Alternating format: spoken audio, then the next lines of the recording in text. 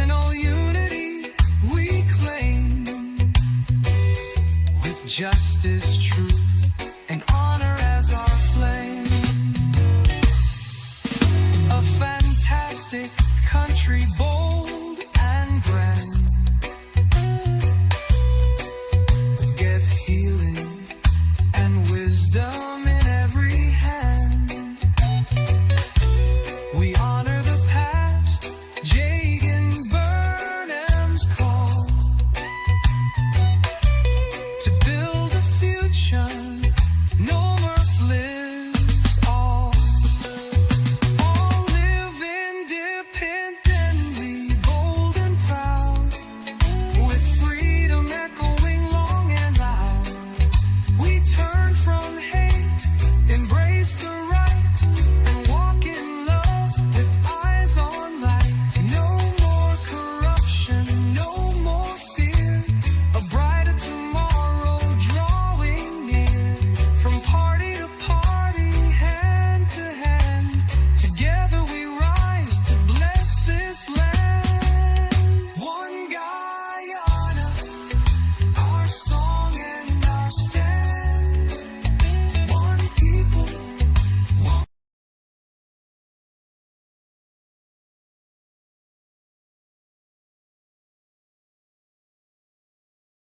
The Conclave, Power, Legacy, and the Battle for the Soul of the Catholic Church.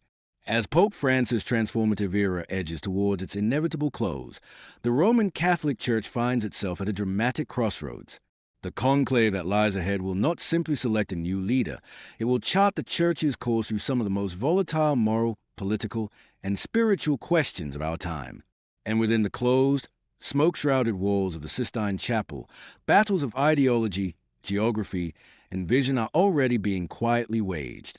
The nature of the conclave, come-clave with a key, is both a deeply spiritual exercise and a high-stakes political drama.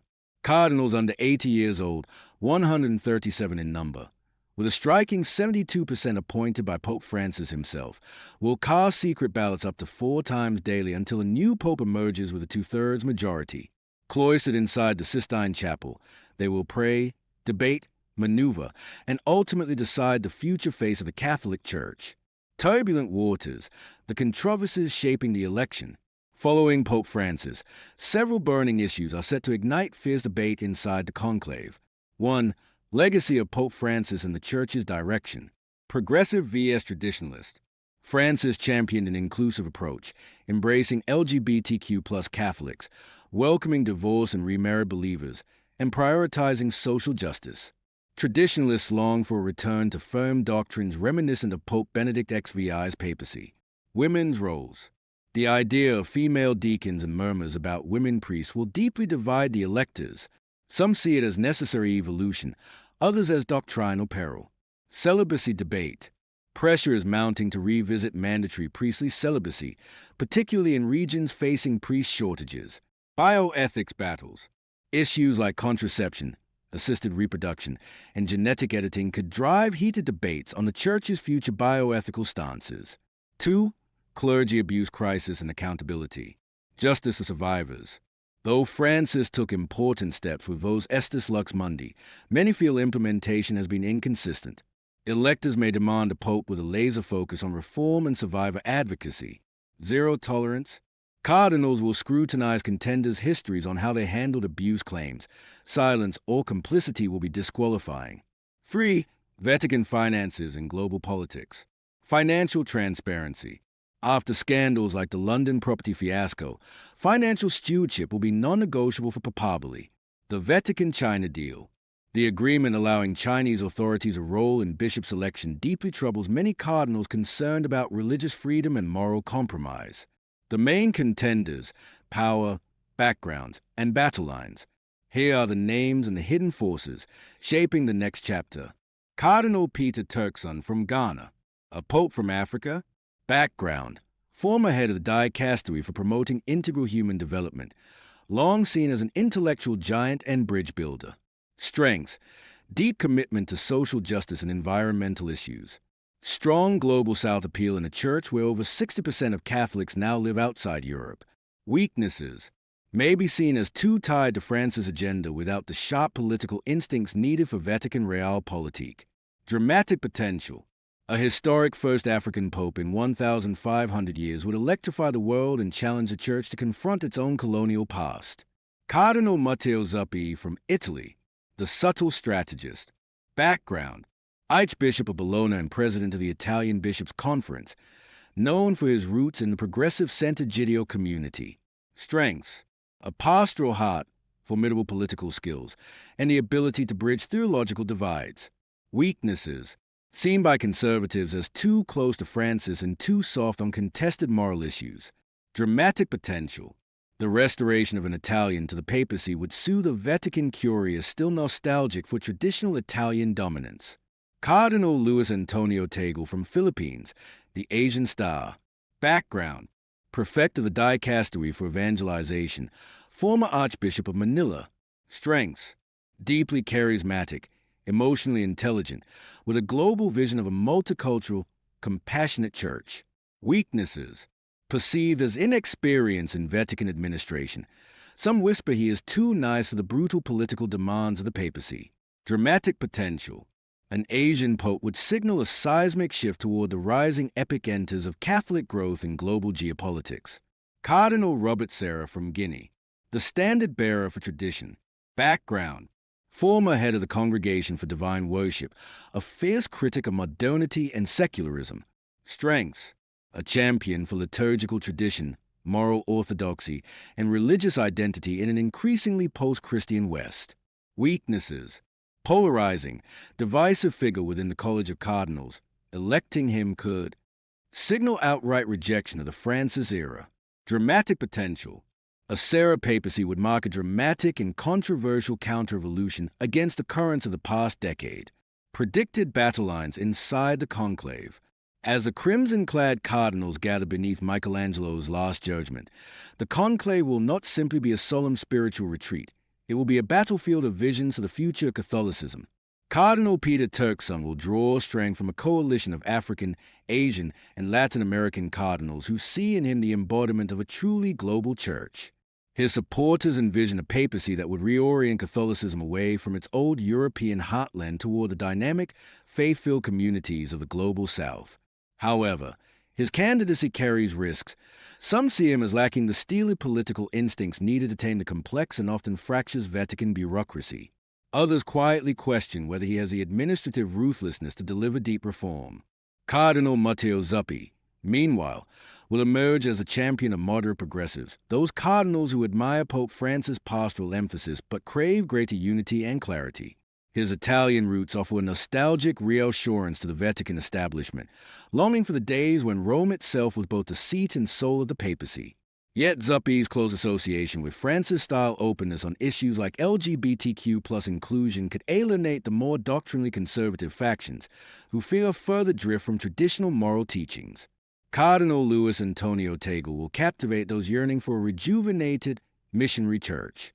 His backers see in him a bright, compassionate, and culturally fluent pope who could energize young Catholics and engage the non-Western world with grace.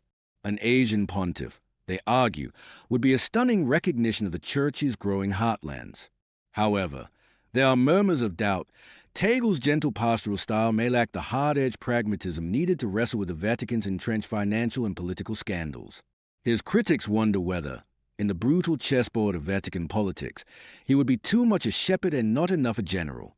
Finally, Cardinal Robert Serra will rally the global conservative bloc, cardinals who believe the Church has strayed too far into ambiguity and compromise. Serra offers a vision of return to solemn liturgies, clear moral doctrines, and unapologetic Catholic identity. His election would electrify traditionalists but would likely deepen the rifts opened under Francis. There are fears, even among his natural allies, that a Serra papacy could trigger open rebellion among more progressive sectors of the global church, setting off a turbulent and possibly schismatic era. Thus, the conclave will not simply pit individuals against one another. It will pit dreams of a global South Church against the weight of Roman tradition, progressive pastoralism against doctrinal firmness, renewal against restoration. No vote will be cast lightly. Every ballot will be a statement about what the cardinals believe the Church must become to survive and to thrive across the 21st century. Final word, smoke, secrets, and the shape of things to come. Inside the conclave, alliances will form and shatter in an instant. Dark horses could emerge. Deals will be whispered under the vaulted ceilings of the Sistine Chapel, while prayers ascend silently heavenward. When the white smoke rises, the church and the world will witness not merely the election of a pope, but the setting of a profound course. Renewal or restoration, inclusion or identity, global South or Roman center. The stakes could hardly be higher. The bells of St. Peter's Basilica await their cue.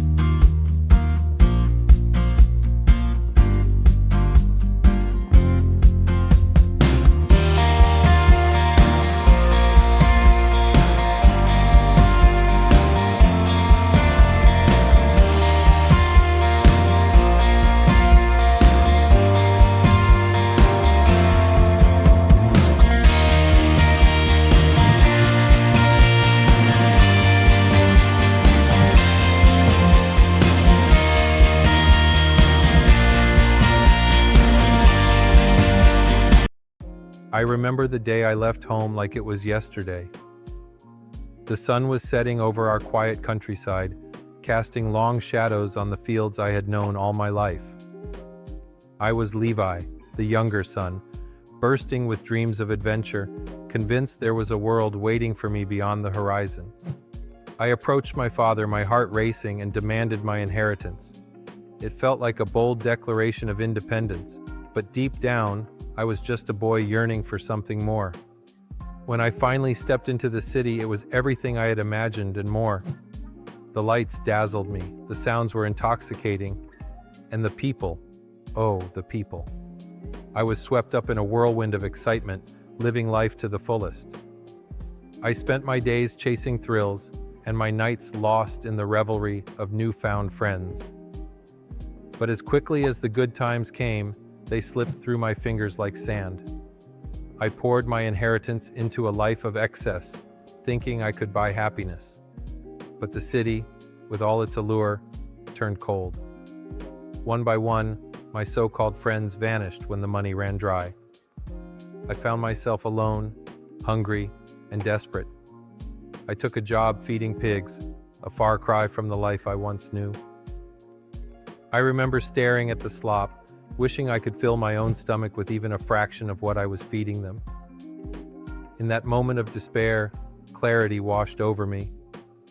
I realized I had squandered everything, not just my money, but my dignity and my dreams.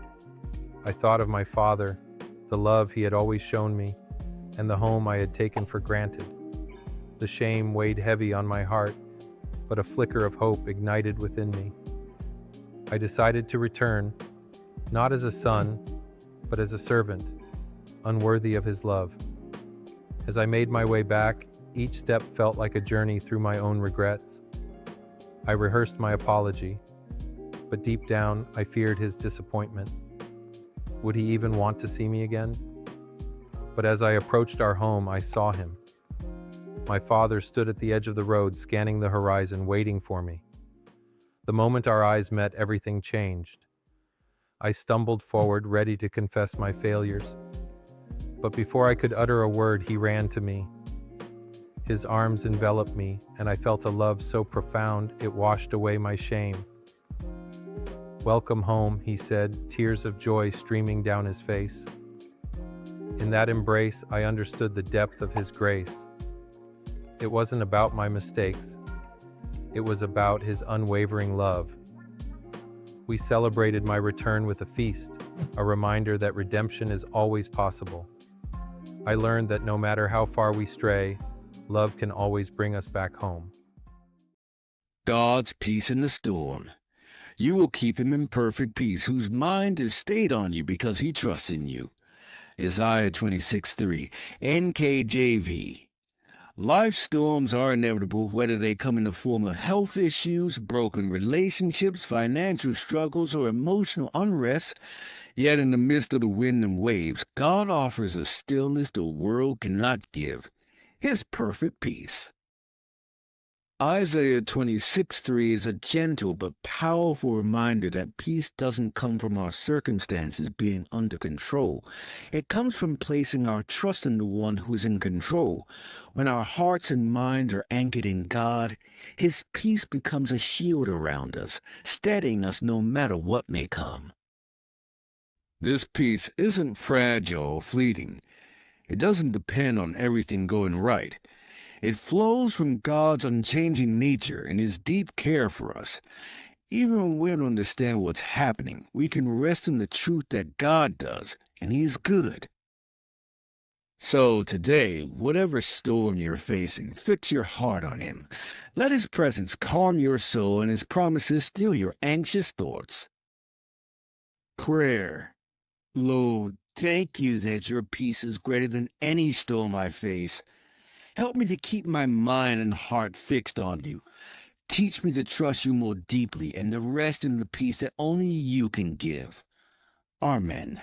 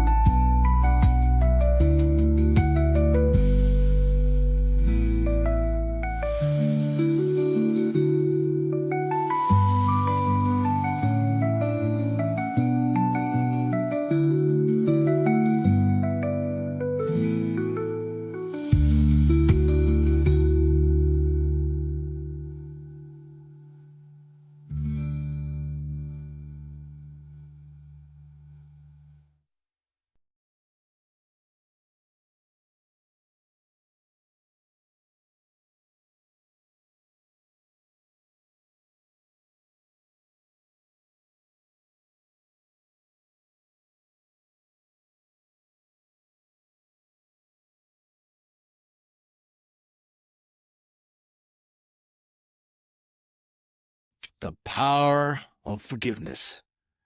Be kind to one another, tender-hearted, forgiving one another, even as God in Christ forgave you. In Ephesians 4:32 NKJV. Forgiveness isn't easy. It goes against our natural desire for justice and fairness. When someone hurts us, holding on to the pain can feel justified, even protective. But the truth is, unforgiveness chains us to the past and keeps us from walking freely into the future God has for us. Ephesians 4:32 calls us to a different way, a Christ-like way. It invites us to forgive not because others deserve it, but because we've been forgiven much.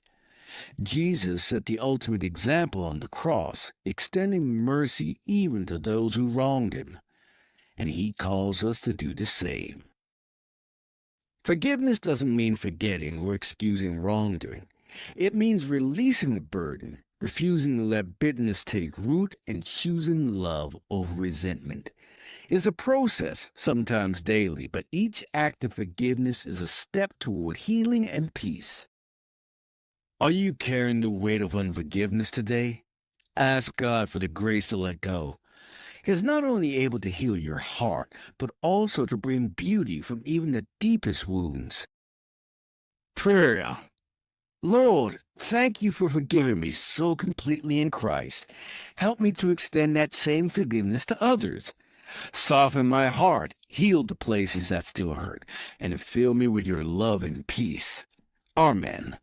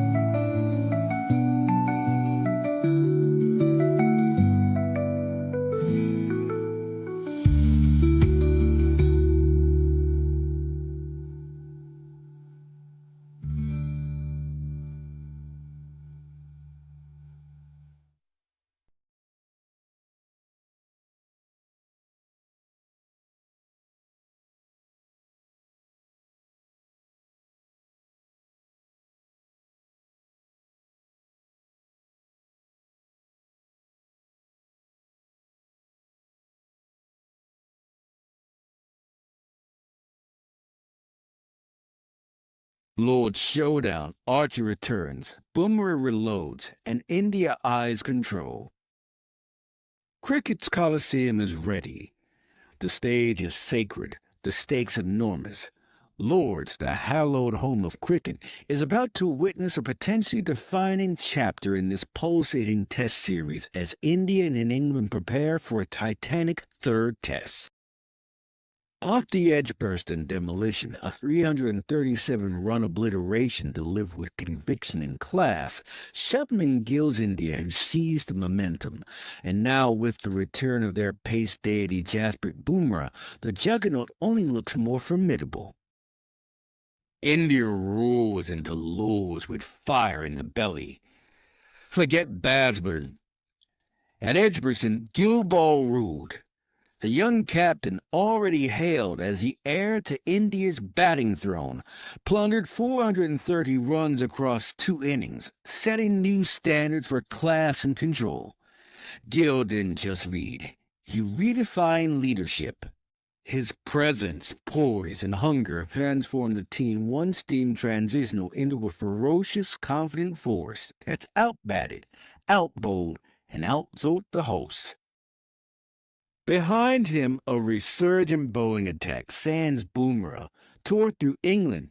Akash Deep, in particular, emerged like a storm from the shadows, his 10-wicket haul flattening England and igniting belief across the Indian lineup, with Siraj relentless and Sundar and Jadeja chipping in as necessary.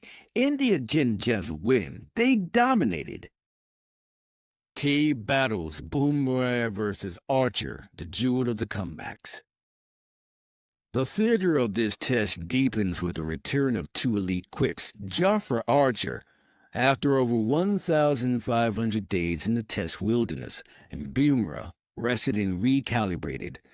It's scalpel versus sledgehammer, rhythm versus rage.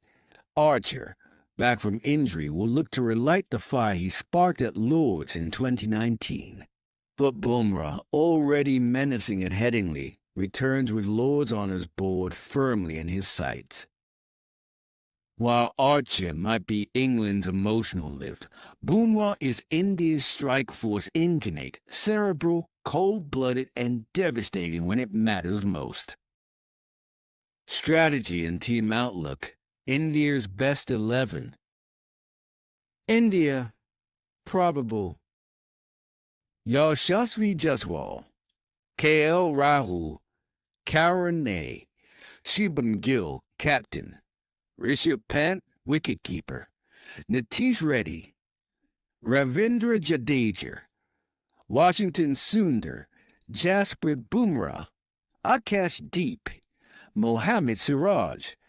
Gill is likely to stick with the winning core, with Bumrah replacing Prasid Krishna. Kuldeep Yadav may yet have to wait, as Sundar's batting adds lower order insurance. India's pace trio of Bumrah, Akash Deep, and Siraj could become the most lethal combination in world cricket. England, meanwhile, welcome Archer and persist with the fragile brilliance of baseball, a style now facing its toughest examination. Key stats and subplots. Shubman Gill is 18 runs away from passing Rahul Dravid's record for most test runs in an England Series 602 in 2002. Joe Root needs 45 runs to reach 3,000 test runs against India, the most by any batter. Chris Woakes averages 12.90 with the ball and 42.50 with the bat at Lord's, but can he withstand India's new ball venom? India has won only 3 of 19 tests at Lord's, but 2 of those have come in their last 3 visits. History is shifting. Final word. If Edgbaston was a statement, Lord's could be a seismic shift. A win here, and India will lead the series and bury goals from the 2021 near miss. With their pace pack reloaded, batting inspired, and Gill's golden run glowing brighter, India stands on the brink of history, not just winning but conquering England at home. For England, the pressure is deeper than ever. Can Rudin Stokes rise? Can Archer's return deliver storybook comeback? The only certainty, Lords is ready for battle, and India is ready to roar again.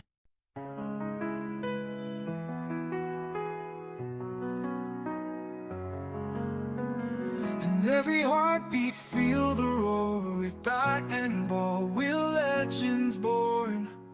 Colors bright, the picture light. For India, we'll always fight. From Delhi to the coastlines wide, the cheers are loud like ocean's tide. Every swing of hopes we chase, victory shines on every face. Shall our India rising high, underneath the painted sky. With every chant the spirits soar, creating hearts forevermore. Spinning dreams like stars at night, swinging beams pure dynamite. Field of blazing glory's flame, every plane of a name. Unity in every crowd, voices strong and spirits proud. Together we ignite the spark, guided by that inner eye. India rising high, underneath the painted sky. With every chant the spirits soar, creating hearts forevermore.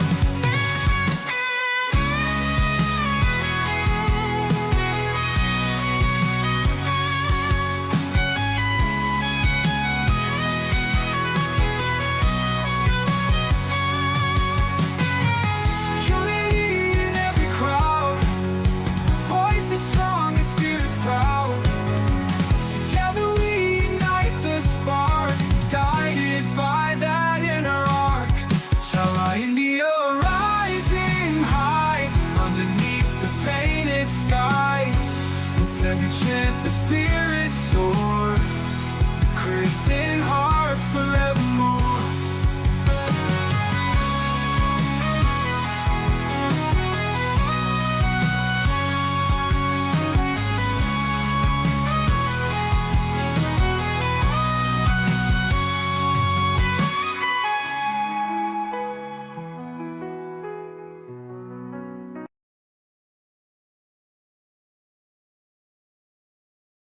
Welcome back, cricket lovers, to another electric episode of I Don't Like Cricket. I Love It Live, the only place where the sound of leather on willow echoes like a symphony, and every test match is a 5-day drama we can't take our eyes off. And this week, we're not just talking cricket, we're talking resurrection, a rebirth, a roar from India that's shaking the very foundations of baseball. Let's dive into it. India crushed England by 337 runs at Edgbaston. Make no mistake, this wasn't just a win, this was an absolute dismantling. India piled up 587 in the first innings, declared on 427 for 6 in the second, and set a world record target of 608.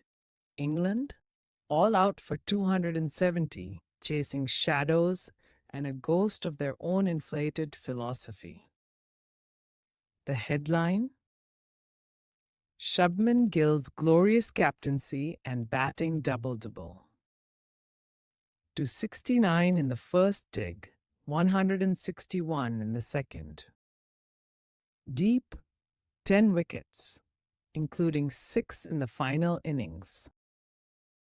Baseball, burnt to a crisp. Gill, the captain India didn't know it needed.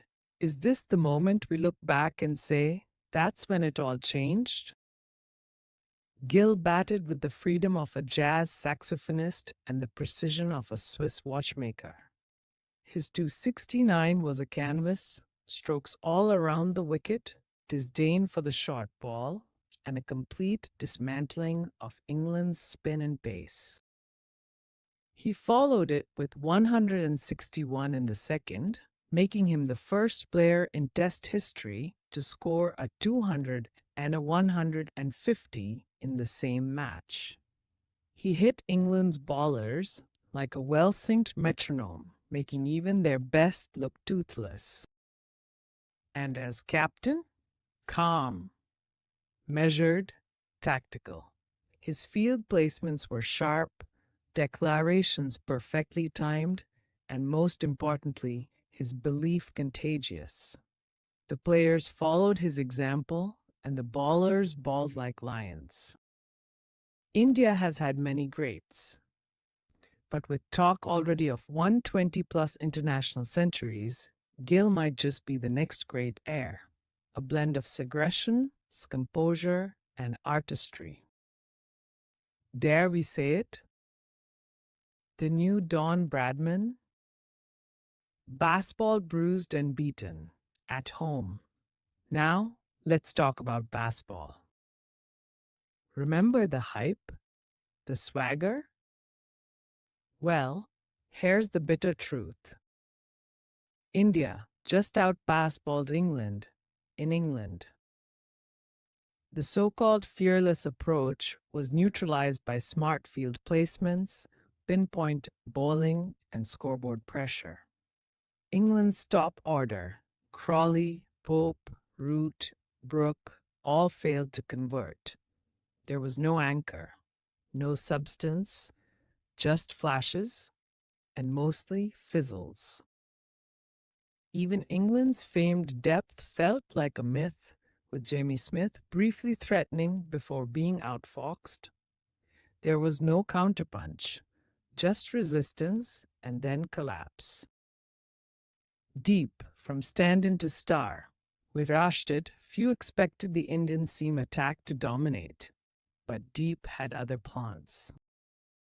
He didn't just fill in, he filled up the stat sheet, ripping through England with figures of 10 wickets for 90 across the match, including a second innings haul of 6 for 51.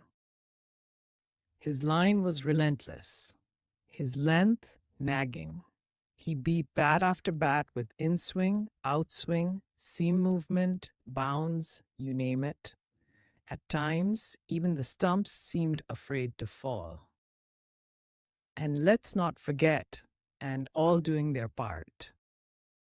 India's bowling, without, looked more threatening than England's entire attack.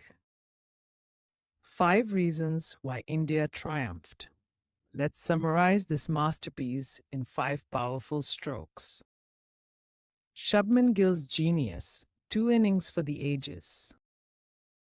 England's baseball bust, all talk, little walk. Indian bowlers appended English bowlers, taught them a lesson in their own conditions. Sorry, it's the simple, deadly truth. Tactical excellence. India read the pitch, the match situation, and the mood better. Mental toughness. When it mattered, India stayed sharp. England wilted. What this means for India. India came to Edgbaston carrying the weight of recent overseas disappointments. They leave with a 337-run win, momentum, swagger, and belief. This win buries old ghosts and awakens a giant. Shubman Gill has not only led India to one of its most dominant test wins overseas, he's reminded the world that this team is not in transition, it's in ascension.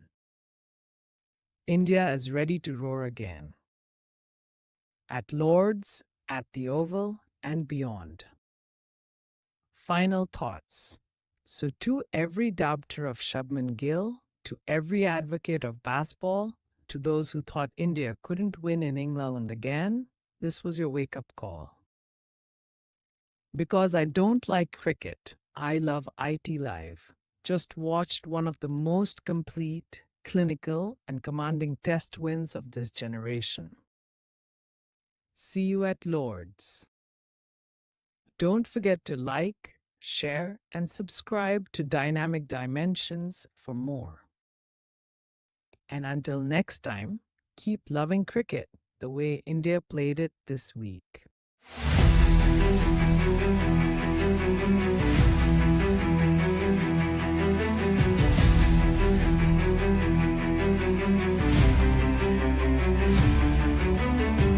From the first ball to the final call, we rise, we cheer, we never fall. I don't like cricket. I love it. I love it. Feel the fire, bring the sound. Cricket's king, the world's well playground. Say it loud, say it proud. Don't like cricket. I love it.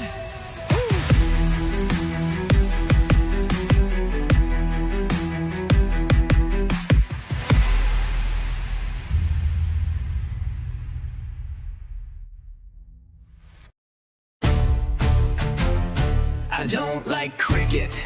I love it.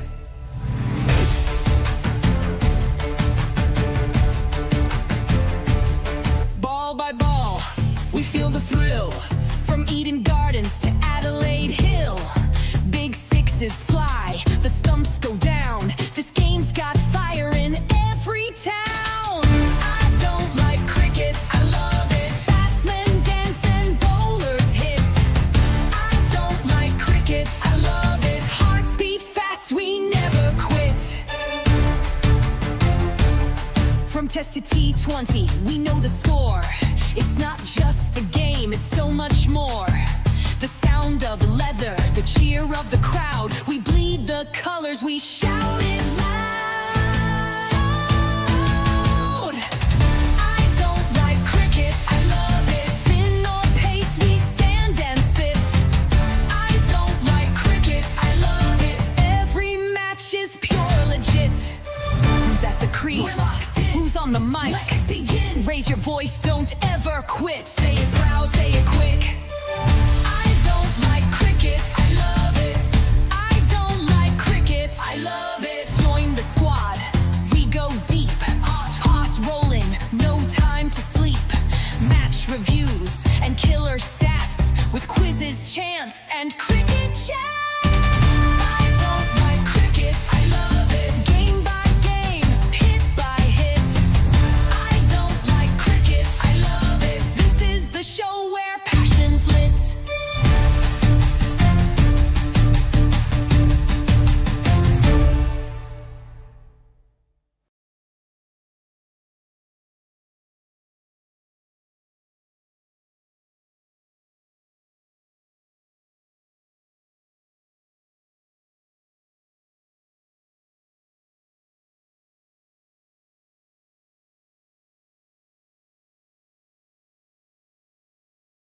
Character name: Baxter Talesworth species.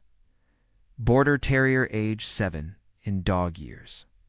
But speaks and thinks like a 45-year-old detective philosopher personality. Witty, impulsive, fiercely loyal, with a nose for trouble, but a heart that always tries to do the right thing. Special trait: can read, remembers everything, and often quotes great thinkers like Confucius, Shakespeare, and Scooby-Doo. Lives in a slightly crooked but charming cottage behind the bakery in Willowbrook, a town where animals and humans coexist peacefully mostly. Flaw has a knack for overcomplicating things and occasionally bending the truth to suit his own version of justice. Episode 12. The Goat Who Wanted Wings. Willowbrook was full of stories. Stories of things that made sense, like harvest dances and squirrel tax collectors. Stories that didn't like talking mushrooms and ambitious goats. Alonzo was one of the latter. He was a goat with stars in his eyes and bruises on his knees. His obsession: flight. To most it was nonsense. Goats don't fly. They climb, stumble, and occasionally cause local mayhem. But Baxter Talesworth wasn't most. He'd been watching Alonzo's attempts from his usual post behind the bakery, his tail still, his mind calculating. Baxter wasn't just the town's unofficial fixer. He was the listener, the one who saw past noise and foolishness to the heart behind it. He'd helped liars confess healed friendships shattered by pride, and once, allegedly, mediated peace between a fox and a rabbit. So when Alonzo tied balloons to his horns and tumbled into the community compost heap, Baxter decided it was time to intervene. He showed up the next morning with a thick scroll of blueprints. "You want to fly?" Baxter said. "Then stop falling on purpose." They built in secret, repurposed kite strings, it's an old curtain rod, bent bicycle spokes. Every piece tested, it's every launch measured. The day of the flight, Willowbrook gathered, half curious, half concerned. Alonzo stood atop the barn with his makeshift glider strapped to his back. "I believe," he whispered. He jumped. For 5 glorious seconds, he glided, truly, clearly. The wind caught the wings, lifted them gently, carried him over the pumpkin patch and into a mound of soft hay. The town erupted. Even the skeptics clapped, because it wasn't just the flight. It was the faith in it. Later, sipping tea with Baxter, Alonzo said, "That felt like more than air under me." Baxter smiled. That was belief, mostly mine, and a little bit of science. In his bar clog that night, he scribbled, "Everyone says goats don't fly. But if you listen long enough, even a crash can sound like applause." Episode 13. The library in the fog wasn't unusual in Willowbrook. It rolled in like old stories oft at first, then thick with meaning. But this fog was different. When it lifted, the town library had vanished. Gone, not burned, not collapsed, simply not there. Most assumed a prank. Durs blamed weather spirits. But Baxter Talesworth, with his coat damp and his mind sharp, suspected something else. The library wasn't just a building to Baxter. It was where he'd first learned to read Puritan notes, decipher clues, and on rainy days lose himself in ancient tales of talking beetles and silent detectives. He followed a trail of torn catalog cards into the woods. There, in a wildflower clearing, stood the library. Reassembled, reimagined. Wooden shelves spiraled between trees, beanbags nestled in roots, lanterns glowed with firefly light, and in the middle, curled under a blanket, was Ivy, the squirrel librarian, quiet, kind, crumbling. "I couldn't breathe," she said softly. The silence inside was too loud. The noise outside was louder. Baxter didn't ask her to explain. He just helped rearrange the history section. They turned the place into a secret sanctuary. A second library, one for reflection, rest, and rediscovery. Eventually, the town's library returned, brick by brick. But the forest branch remained. Ivy found peace, and Baxter found yet another truth to scratch into his bar clog. Sometimes, the mind needs a library. But the soul? The soul needs a forest of pages, with space between the words.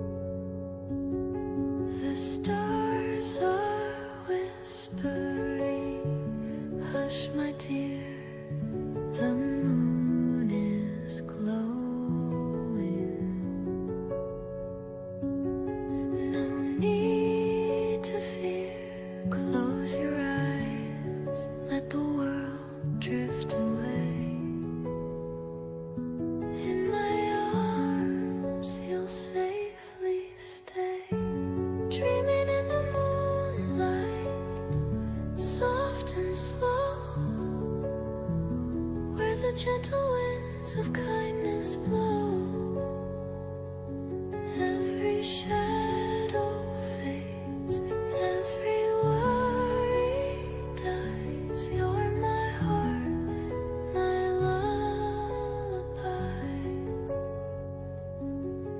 The night wraps around you like a warm embrace, peaceful tides in an endless space. Rest your mind, let your soul take flight. I'll guard your dreams through the quiet night. Dreaming in the moonlight, soft and slow, where the gentle winds of kindness blow. Every shadow fades, every worry dies. You're my heart, my lullaby. The harp hums softly, a cradle song. The strings sing sweetly where you belong. In the stillness, love is all you're here. I'm always with you, forever near. Dreaming in the moonlight, soft and slow, where the gentle winds of kindness blow.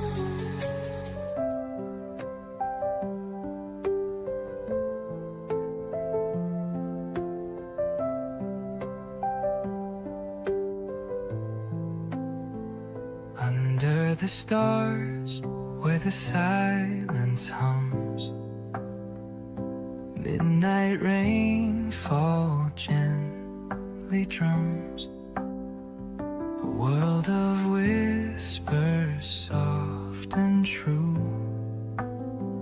The night unfolds its quiet hue. Rain falls light like a dreamer's sigh. Soft beats hum as clouds drift by. Piano notes in the misty air, peaceful whispers everywhere. The guitar plucks through the gentle breeze, notes that dance like falling leaves. A calm embrace in the velvet night. The rainfall sings its lullaby, right. Rain falls light like a dreamer's sigh. Soft beats hum as clouds drift by. Piano notes in the misty air, peaceful whispers everywhere.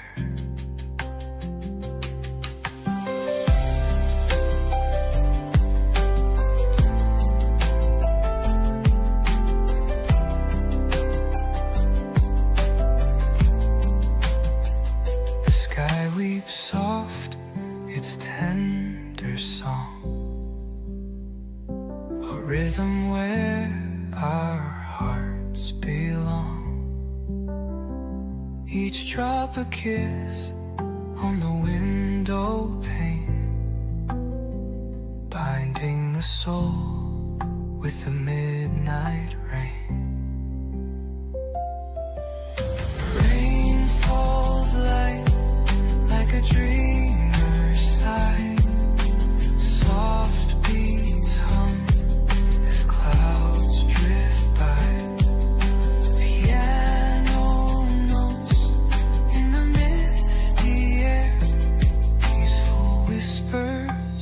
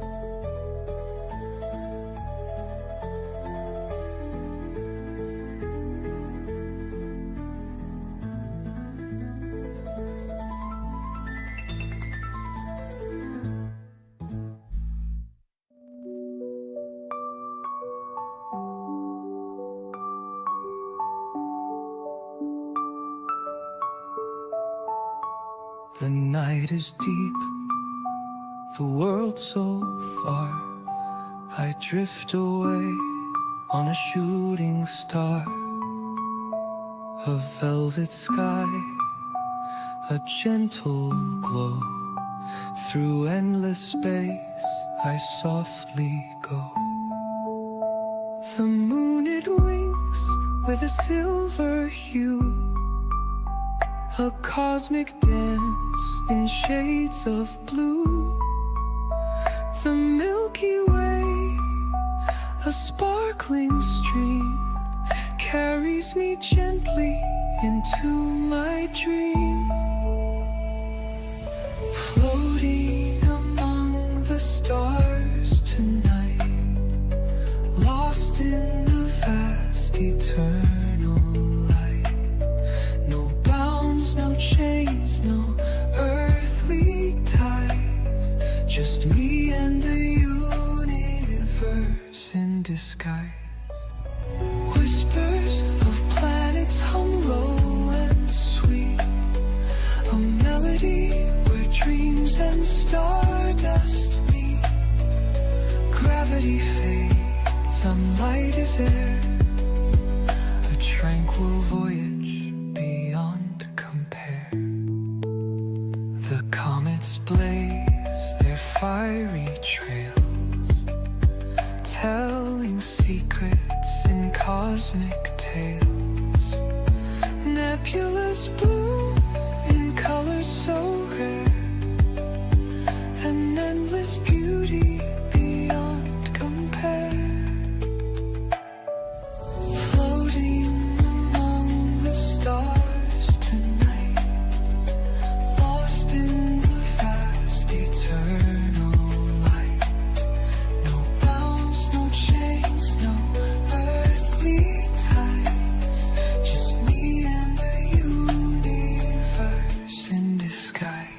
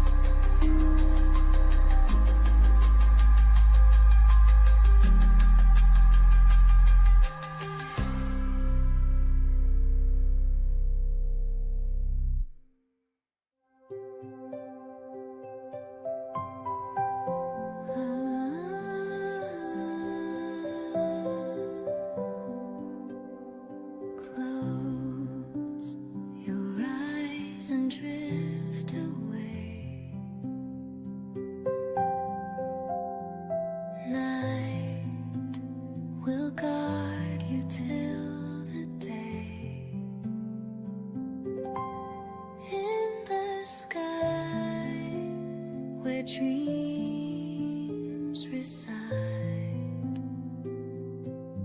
safe in stars, no need to hide, safe in the stars where whispers glow, a gentle place the heart will know. Let the moonlight guide your dreams, safe in the stars with silver beams.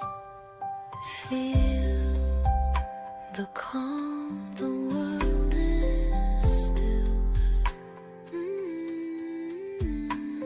Soft as whispers, gentle thrill,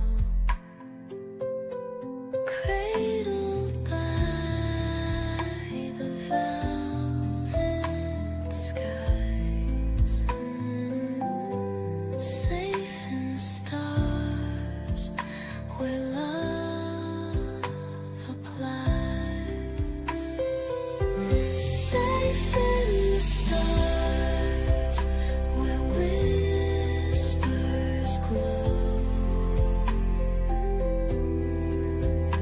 a gentle place the heart will know.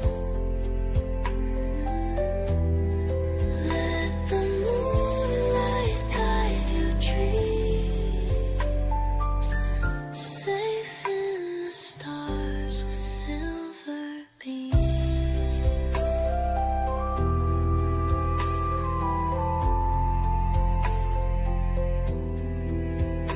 No storm can touch, no fear can climb in this haven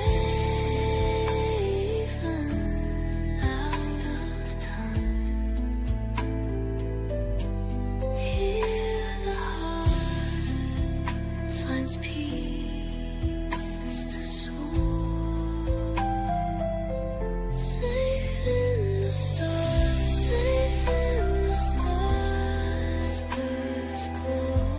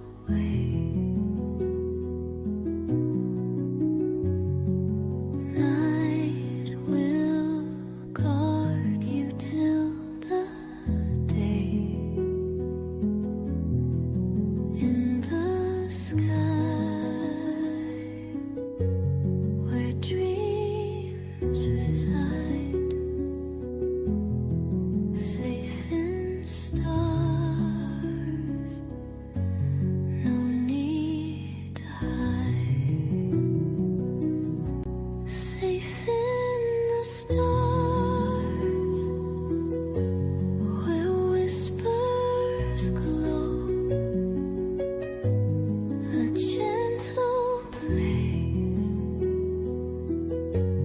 The heart will know. Let the moonlight guide your dreams, safe in the stars, with silver beams.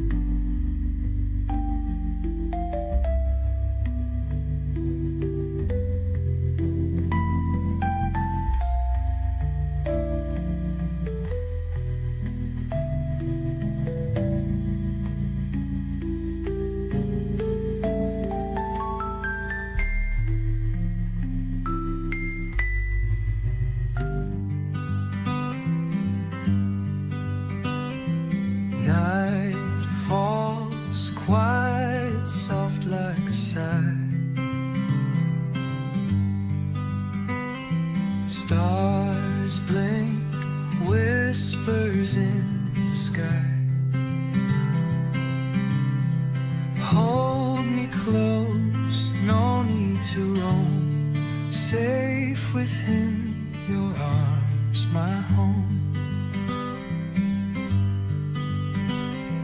Gentle breeze through window drift, moonlight paints the world in gifts, shadows dance in tender play, dreams will guide us far away.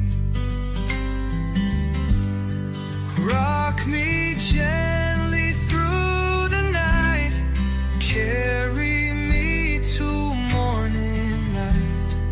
Let your voice be my refrain, ease my heart from every pain.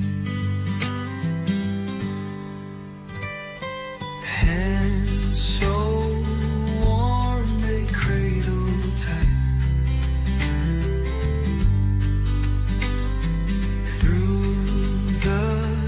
dark you bring the light.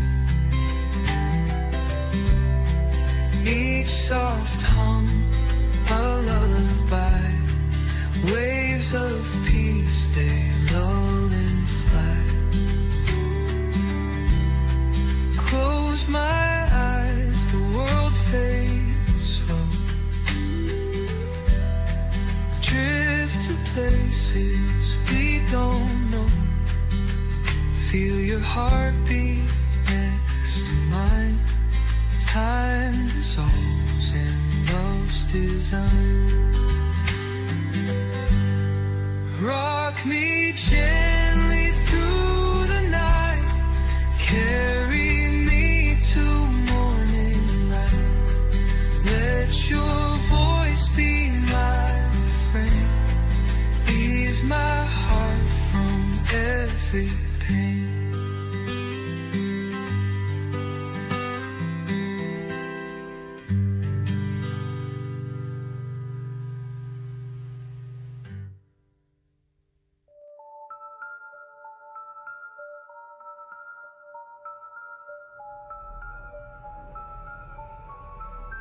The night is deep, the world so far. I drift away on a shooting star, a velvet sky, a gentle glow through endless space. I softly go.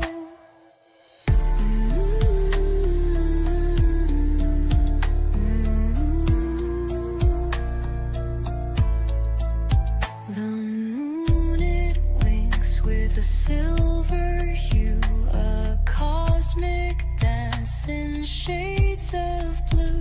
The Milky Way, a sparkling stream, carries me gently into my dream. Floating among the stars tonight, lost in the vast eternal light. No bounds, no chains, no earthly ties, just me and the universe in disguise. Whispers of planets hum low and sweet, a melody where dreams and stardust meet. Gravity fades, I'm light as air, a tranquil voyage beyond compare.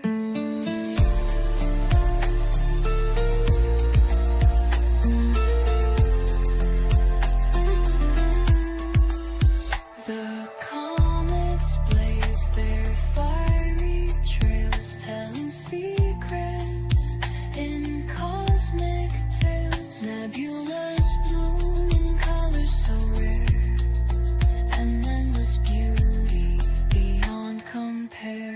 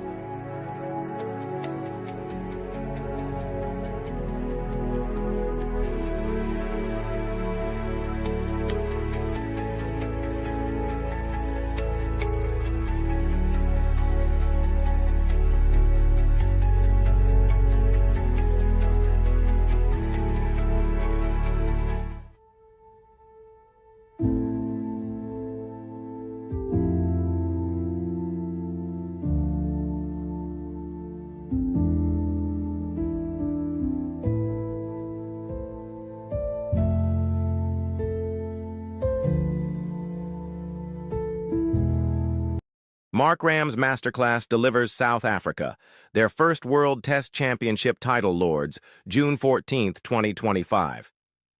At long last, the curse is broken.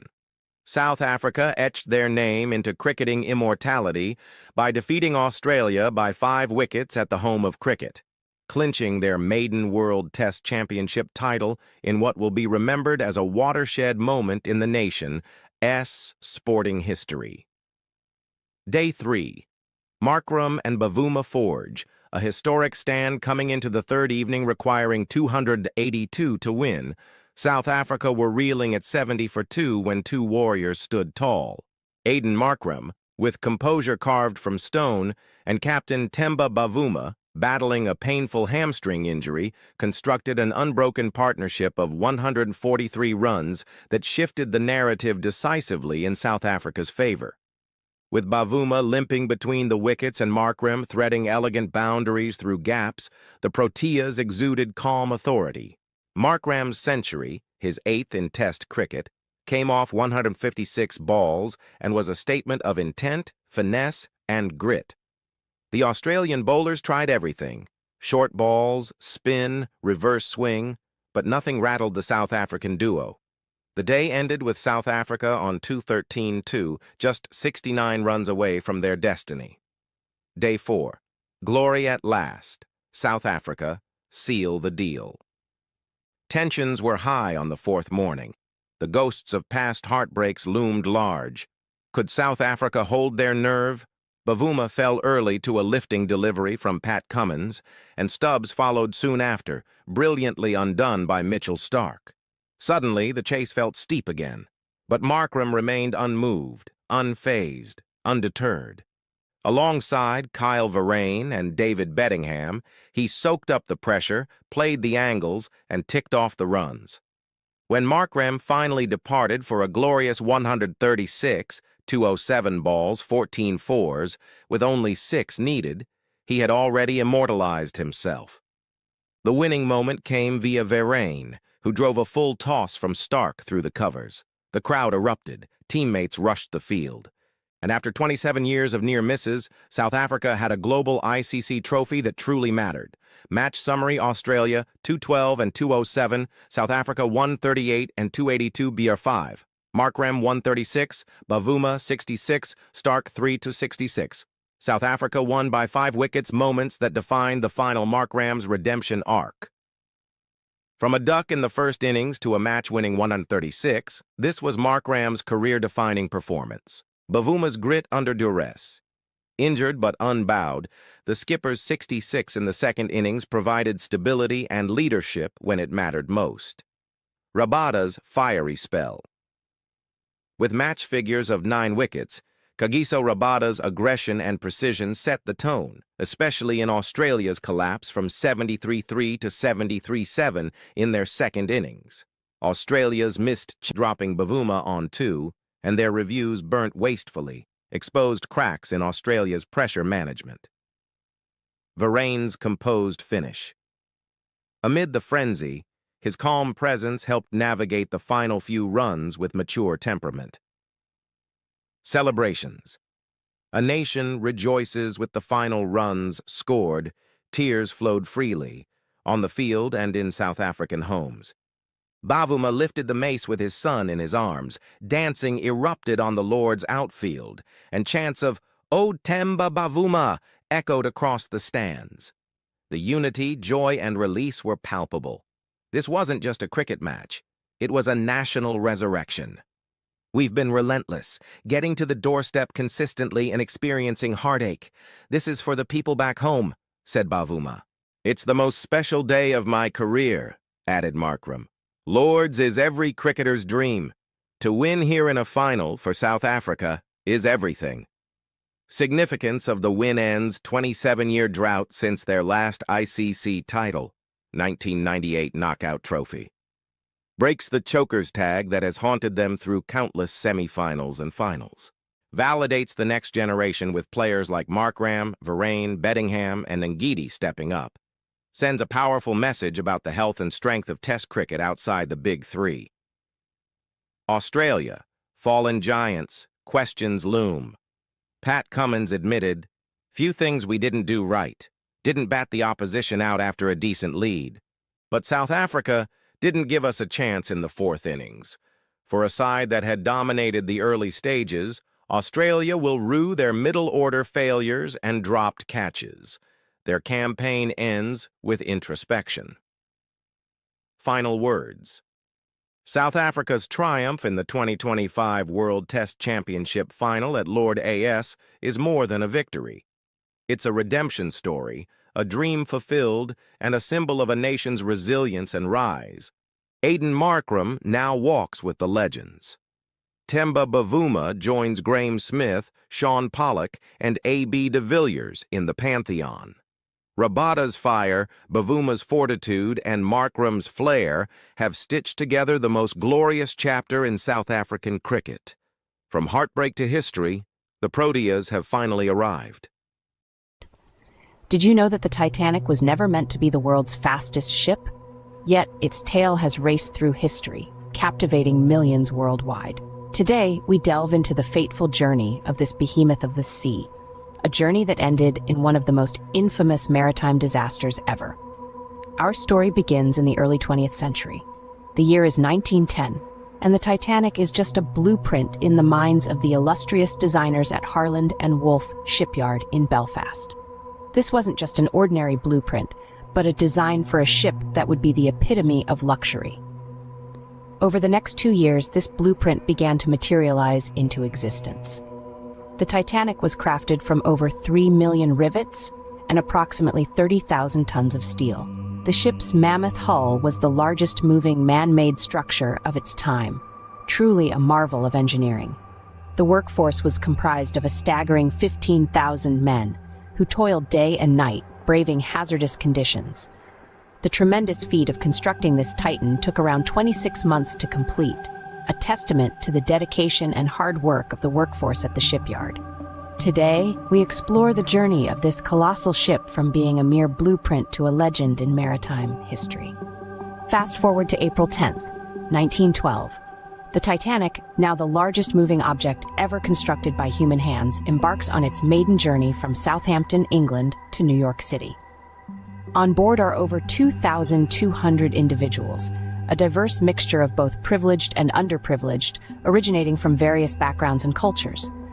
Among them are wealthy aristocrats seeking the thrill of a new adventure, immigrants filled aspirations for a better life in the land of opportunities, and hard-working crew members, all endeavoring to ensure a successful voyage. Each passenger, each soul aboard this magnificent vessel, carries with them a unique story, dreams and hopes for their journey across the vast Atlantic. As the Titanic majestically traverses the vast expanse of the Atlantic, the passengers and crew aboard are entirely unaware of the lurking danger presented by iceberg fields just around the corner. It's a pertinent detail that iceberg warnings had indeed been relayed to the Titanic. These warnings didn't fall from the sky, but were rather sent from nearby ships navigating through identical routes, having caught sight of the impending icy threats. The recipient of these alarming communications was the Titanic's wireless room, a communications hub teeming with experienced operators. Yet, despite the urgency, these warnings were tragically dismissed. The current of dismissiveness was fueled by a blend of arrogance and misplaced confidence in the ship's state-of-the-art design and perceived invincibility. Meanwhile, the Titanic, under the command of its ambitious crew, plows ahead, ironically, the very speed it prided in serving as the hand that seals its doom. For in the cold, dark night of the Atlantic, a monstrous iceberg waits, prepared to bring this symbol of human achievement to its watery grave. On the fateful night of April 14, 1912, precisely at 11:40 p.m., the reputed unsinkable ship, the Titanic, confronts an immovable behemoth. An iceberg, shrouded in the pitch darkness of the North Atlantic, violently rips into the Titanic's steel hull. The iceberg's jagged underbelly slashes open the ship's side, rupturing 5 of its supposedly watertight compartments. This catastrophic damage, far beyond what the ship was designed to withstand, starts an irreversible sinking process. In the immediate aftermath of the collision, a wave of panic and disbelief sweeps through the ship. The crew members hastily scramble to assess the damage.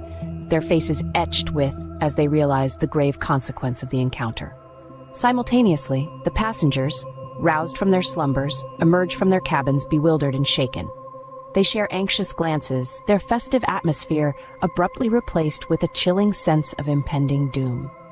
In less than 3 hours, the Titanic, once a beacon of man's victory over nature, tragically yields to the icy, unforgiving waters. The sinking of the Titanic is a tale steeped in human ambition and nature's might, a narrative of dreams shattered and lives lost. It serves as a stark reminder of our vulnerability and the power of the elements that surround us. We embarked on a journey that started from the conception of the Titanic in the year 1910, through its meticulous construction and grand launch, to its tragic end in the icy waters of the North Atlantic. We delved into the events leading to the disaster, the colossal iceberg collision, and the subsequent sinking of the majestic ship. But the Titanic's story goes beyond a simple tale of human hubris and the indomitable power of nature. It's a stark reminder of the lessons we've learned, torn from the pages of maritime history. The Titanic disaster was a turning point, a catalyst for change in maritime safety regulations. Its sinking immediately provoked a sea change in global attitudes towards maritime safety. In the aftermath, the International Convention for the Safety of Life at Sea, SOLAS, was established, fostering improvements in safety provisions for ships, including the mandatory use of radio for distress signals and the provision of enough lifeboats for all passengers. The story of the Titanic also had a profound impact on public perception of technology. It shattered the illusion of an unsinkable ship, revealing the stark reality of technological fallibility. This disaster served as a wake-up call to engineers and designers worldwide, prompting them to question the infallibility of technology and to reconsider how safety should be integrated into design processes. The Titanic's story, one that continues to captivate us over a century later. It's a tale that reminds us of the transient nature of life and the impermanence of even our most monumental achievements. Amid the vast expanse of history, the Titanic's story may appear as a single thread, but it is a thread that shines brightly. It is a testament to our collective memory, our fascination with the past, and our enduring capacity to learn from our mistakes, making significant strides in safety and changing our approach to technology. As we ponder over the lessons from the depths, we can't help but ask ourselves, what if the Titanic had avoided the iceberg? What if the warnings of icebergs ahead hadn't been ignored? The ship had received numerous iceberg warnings, yet they were not taken seriously. If the crew had heeded these warnings, they could have changed course or reduced speed, and the Titanic might have avoided its tragic fate. But let's say the Titanic still met with the iceberg. Could the tragedy have been averted with better communication and leadership? The ship was unsinkable, or so they thought. This overconfidence may have led to a lack of preparedness, contributing to the disaster. If the crew had been better equipped, trained, and led, could the loss of life have been minimized or avoided? While we can't change the past, we can learn from it to avoid similar tragedies in the future. To ensure that the Titanic's legacy is not in vain, we must remember the lessons it has taught us about hubris, the power of nature, and the importance of preparedness.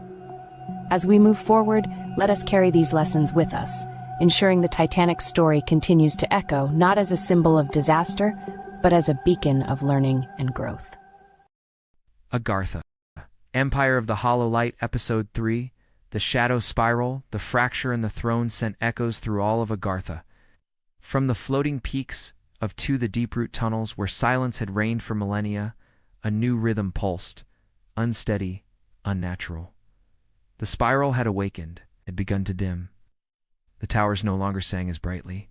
Some had fallen silent entirely. The waters beneath, once flowing with strands of pure energy, had begun to slow, as if the city itself was hesitating. Kellen could feel it even in his dreams. The spiral isn't just power, it's memory. Those who do are changed. Raw, ancient, unfiltered memory. The dreams and nightmares of Agartha itself. The deeper you go, the more you become. What it remembers. A former obsidian kin turned exile, set off through the vault gate beneath the tranquil roots. But the deeper they went, the stranger the world became. Idrin, cloaked in worn shadow steel, bore old wounds and older secrets, all playing out in flickers beside him as though the spiral were scanning his soul like parchment. Thoughts lingered too long. Voices whispered in the corners of their minds, some familiar, others not. He had once called Neymar brother. Now he called him enemy. The lake responded to his presence, rippling violently. Darkness had a heartbeat now. Forms moved through the dark, not attacking, only watching. Faceless beings made of smoke and glimmering teeth. And futures that had never happened. It's been whispering your name. They were the echo beasts, guardians, or perhaps prisoners, of the spiral's deeper truths, though the conviction in his voice wavered. We'll stop him. Walls twisted. Hay called upon the flame of Vril, its memory still burning in his chest, and unleashed it in a burst of raw brilliance. Dot, dot, dot, dot, dot, dot, dot, dot. Gravity collapsed. The lake screamed, a sound of 1,000 futures torn away, and Neymar vanished into smoke, wounded but not defeated. Each strike echoed as a vision. A child crying, a city falling, a throne shattering again and again. She didn't respond, not right away, and it was accelerating. He stood atop the sky bridge, watching the horizon shimmer with bruised light. Yana stood beside him, her arms crossed, gaze fixed outward. The pages had changed. Now they didn't show prophecy, they showed choice. Pages written in real time, recording every act, every failure, every flicker of doubt or courage, is falling silent, and someone or something is stealing the light. Nymar's fragment twisted the throne, she said. Don't I? The light cast me out. It's made me a ghost in my own city. But the spiral remembers me, showed me the truth. That harmony is a cage. That Agartha was never meant to be balanced. It was meant to be reborn, if he finds the others. He won't, Kellen replied then, softly. You still don't understand what the spiral is, do you? Kellen turned. A force, a threat, something dangerous. The second spiral fragment was rumored to lie at the spiral's heart. If Neymar claimed it, the crystalline throne would not just be corrupted, it would become a weapon. The Obsidian Kin had activated one of the old gates, a sealed pathway into the spiral vault, a realm once sealed after the last Lightfall War. It's more than that, Yana whispered. Tharos arrived then, bearing grim news. Few who enter return, Thuros said. But they had no choice. Kel and Yana, and a new ally. Idron, the descent began.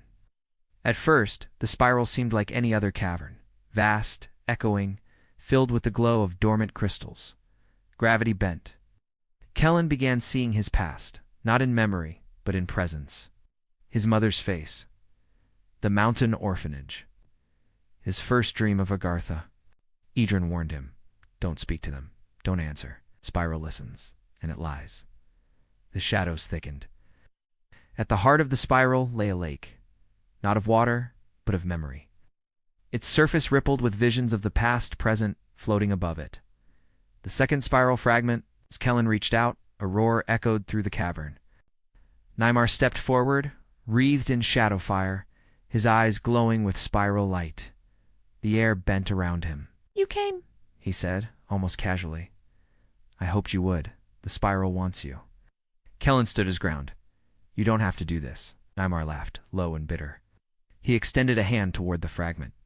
Yana drew her blade of woven light. Idron stepped in front of Kellen, his body trembling but defiant. You stood with us once, Idron said. You taught me to defend the light. And now I teach you to transcend it, Neymar answered. A battle erupted. Not just of strength, but of memory. Spiral warped reality around them. Kellen fought through it all, the codex pulsing at his side. The spiral resisted, but light still has purpose. The second fragment shot upward in a blaze of violet fire and embedded itself into the codex. Silence fell. The echo beasts receded. The spiral dimmed. Kellen collapsed to his knees, heart pounding. You've awakened something deeper, Idron said. Something older than even the spiral. Yana looked up. Then we need to find it. Before Neymar does, Kellen opened the codex. A map unfolded from its center, glowing faintly. The next fragment is beyond the veins of Vril, Kellen whispered. Thero's voice echoed from the portal above, restored now that the spiral had calmed. Return quickly. The elders have summoned you. Kellen stood, battered but resolute. His hand gripped the codex. The spiral's memory hummed in his bones. The shadows were no longer just beneath them. They were rising. The year is 2025. The eyes of the world turn to Rome. A new pope has ascended to the throne of St. Peter. But this is no ordinary transition. For the first time in the history of the Catholic Church, an American pope, Pope Leo XIV, will lead the faithful. Formerly Cardinal Robert Prevost, he brings with him the hopes and anxieties of a nation deeply divided and a world on the brink. The weight of history and the urgency of the present moment converge on this unassuming figure. An Augustinian friar thrust onto the global stage. The election of an American pope is a seismic event, signaling a new chapter in the long and complex relationship between the United States and the Catholic Church. It is a moment pregnant with both promise and peril. Can this son of the New World bridge the divides within the Church and offer a prophetic voice to a world yearning for healing and hope? The challenges are immense. Internal divisions within the Church threaten to tear it apart. Secularism continues its relentless march, especially in Europe. Global conflicts and humanitarian crises demand attention and action. Pope Leo XIV assumes the mantle of the papacy at a time of great upheaval and uncertainty. He inherits a church grappling with its past and struggling to find its place in a rapidly changing world. The challenges are formidable, but so too are the opportunities. A new era for the Catholic Church has begun. The world watches with bated breath, eager to see how this American Pope will navigate the turbulent waters ahead. One of the most pressing challenges facing Pope Leo XIV is the need to heal the deep divisions within the Catholic Church itself. The Church is a global family, but it is a family riven by disagreements over matters of doctrine, discipline, and pastoral practice. These divisions are particularly acute in the West, where the Church is caught between those who yearn for a return to a more traditional understanding of Catholicism, and those who believe that the Church must adapt to the realities of the 21st century. The Second Vatican Council, which took place from 1962 to 1965, sought to renew the Church and open it up to the modern world, but the Council's reforms have been met with mixed reactions. Some have embraced the Council's vision of a more open and dialogical Church, while others have resisted what they see as a dangerous departure from tradition. This tension between tradition and reform is at the heart of many of the internal divisions within the Church today. Pope Leo XIV must find a way to bridge this divide, to articulate a vision of Catholicism that is both faithful to the Church's rich tradition and responsive to the needs of the contemporary world. In addition to healing internal divisions, Pope Leo XIV must also work to promote unity among all Christians. The Catholic Church believes that it is the one holy, Catholic, and Apostolic Church founded by Jesus Christ. But the Catholic Church also recognizes that other Christian communities share in the faith and sacraments of the Church, albeit imperfectly. Ecumenical dialogue, the search for Christian unity, has been a priority for the Catholic Church since the Second Vatican Council. Pope Leo XIV is committed to continuing this dialogue, working to overcome the historical divisions that separate Christians, and to promote a greater sense of unity and cooperation among all who profess faith in Jesus Christ. The role of women in the Catholic Church is a complex and often contentious issue. Women have always played a vital role in the life of the Church, as mothers, teachers, religious sisters, and in countless other ways. However, the Church's teaching on the priesthood remains a stumbling block for many. The Catholic Church teaches that only men can be ordained to the priesthood, a teaching rooted in the Church's understanding of Scripture and tradition. While the Church's teaching on the priesthood is unlikely to change, there is a growing recognition of the need to expand opportunities for women to serve the Church in leadership roles. Pope Francis has spoken out repeatedly about the importance of women's voices in the Church, and he has appointed women to a number of senior positions in the Vatican. Pope Leo XIV is expected to continue this trend, seeking to empower women and to give them a greater voice in the life of the Church.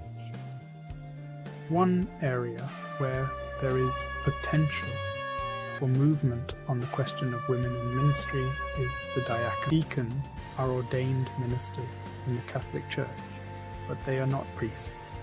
They can preach and baptize, but they cannot celebrate the Eucharist or hear confessions.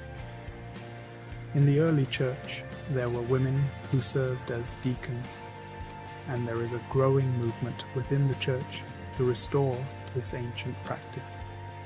Pope Francis has created a commission to study the question of women deacons, and it is possible that Pope Leo XIV will take action on this issue during his pontificate.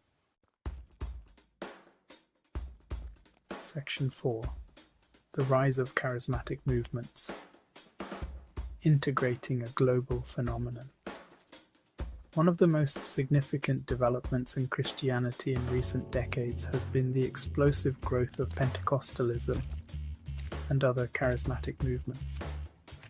Pentecostalism is a form of Protestant Christianity that emphasizes the work of the Holy Spirit, particularly the gifts of the Spirit such as speaking in tongues, prophecy, and healing. Charismatic movements, while not necessarily Pentecostal, also emphasize the experience of the Holy Spirit and the exercise of spiritual gifts. The growth of Pentecostalism and charismatic movements has been particularly dramatic in the Global South, where these movements often offer a more immediate, experiential form of Christianity than traditional churches. But Pentecostalism and charismatic movements are also growing in the West, attracting people from all walks of life. The Catholic Church has had a complex relationship with Pentecostalism and charismatic movements. On the one hand, the Church recognizes the authenticity of the spiritual experiences of Pentecostals and charismatics, and it has sought to incorporate some of the insights of these movements into its own life. On the other hand, the Church has also expressed concerns about some aspects of Pentecostalism and charismatic movements, such as the tendency to emphasize personal experience over scripture and tradition.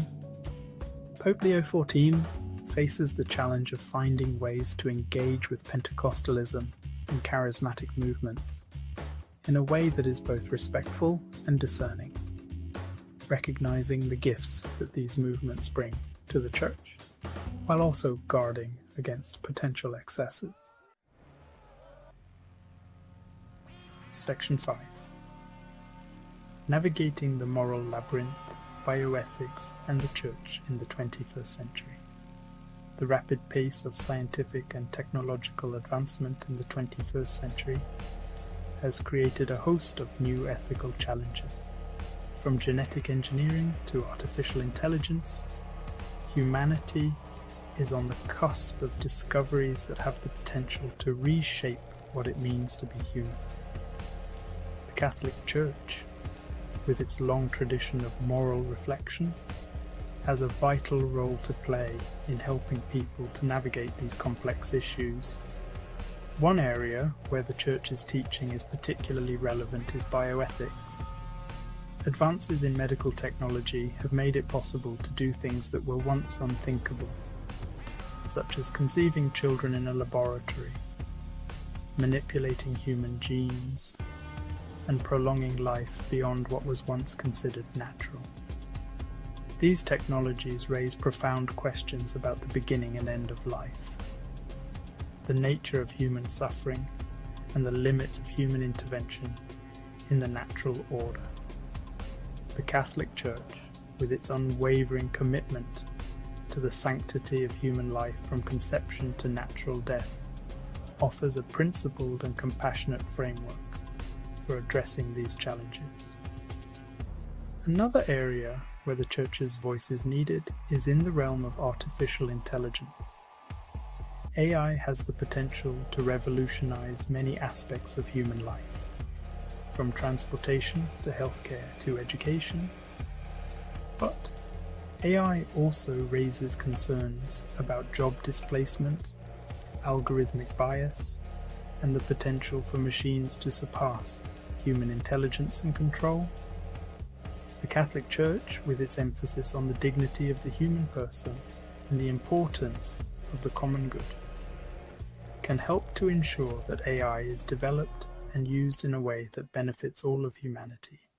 Bible Mysteries Unsealed Episode 1 The Disappearance of Enoch, Time Traveler, or Taken. In a world layered with timelines, secrets, and codes, there exists one mystery so profound it spans dimensions.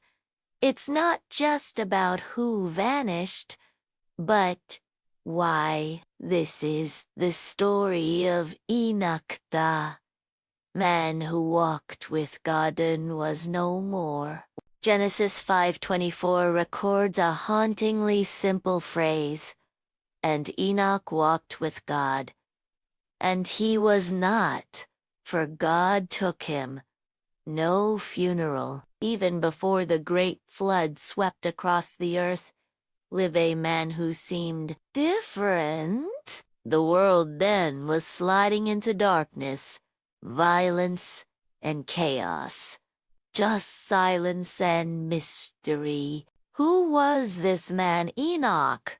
And where did he go? Long before Noah ever built an ark, before Abraham walked out of Ur, he was the 7th generation from Adam.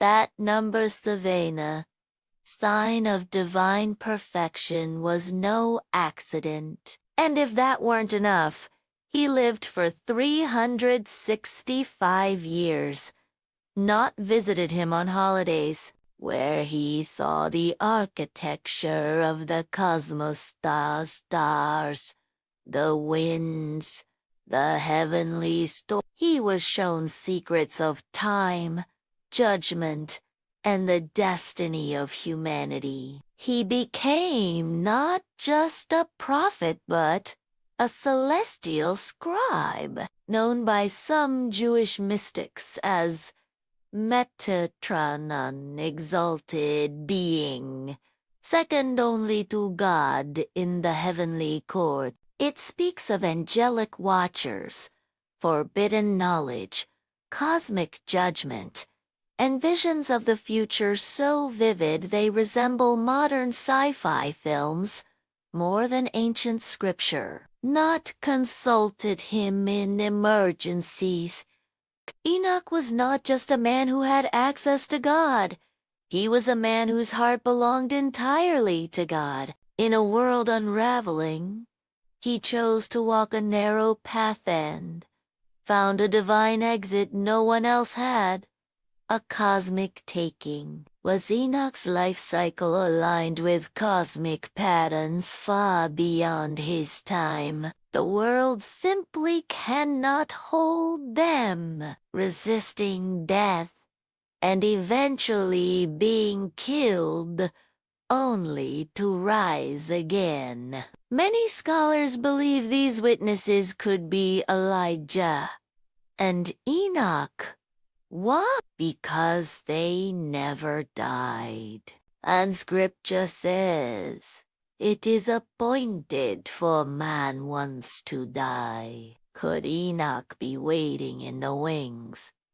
Not just spiritually, but literally. He walked daily with the divine.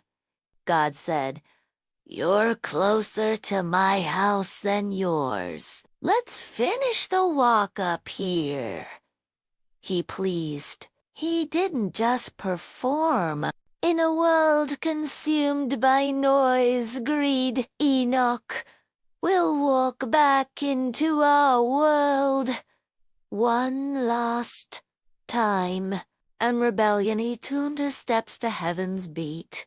Could it be that Enoch didn't die? Because he transcended time, that he passed through a dimensional gate to another reality. Someone so in tune with divine purpose, so unshaken by the world's noise, that they become invisible to systems of control. A man who walks into data surveillance and vanishes from the grid. A whistleblower from heaven.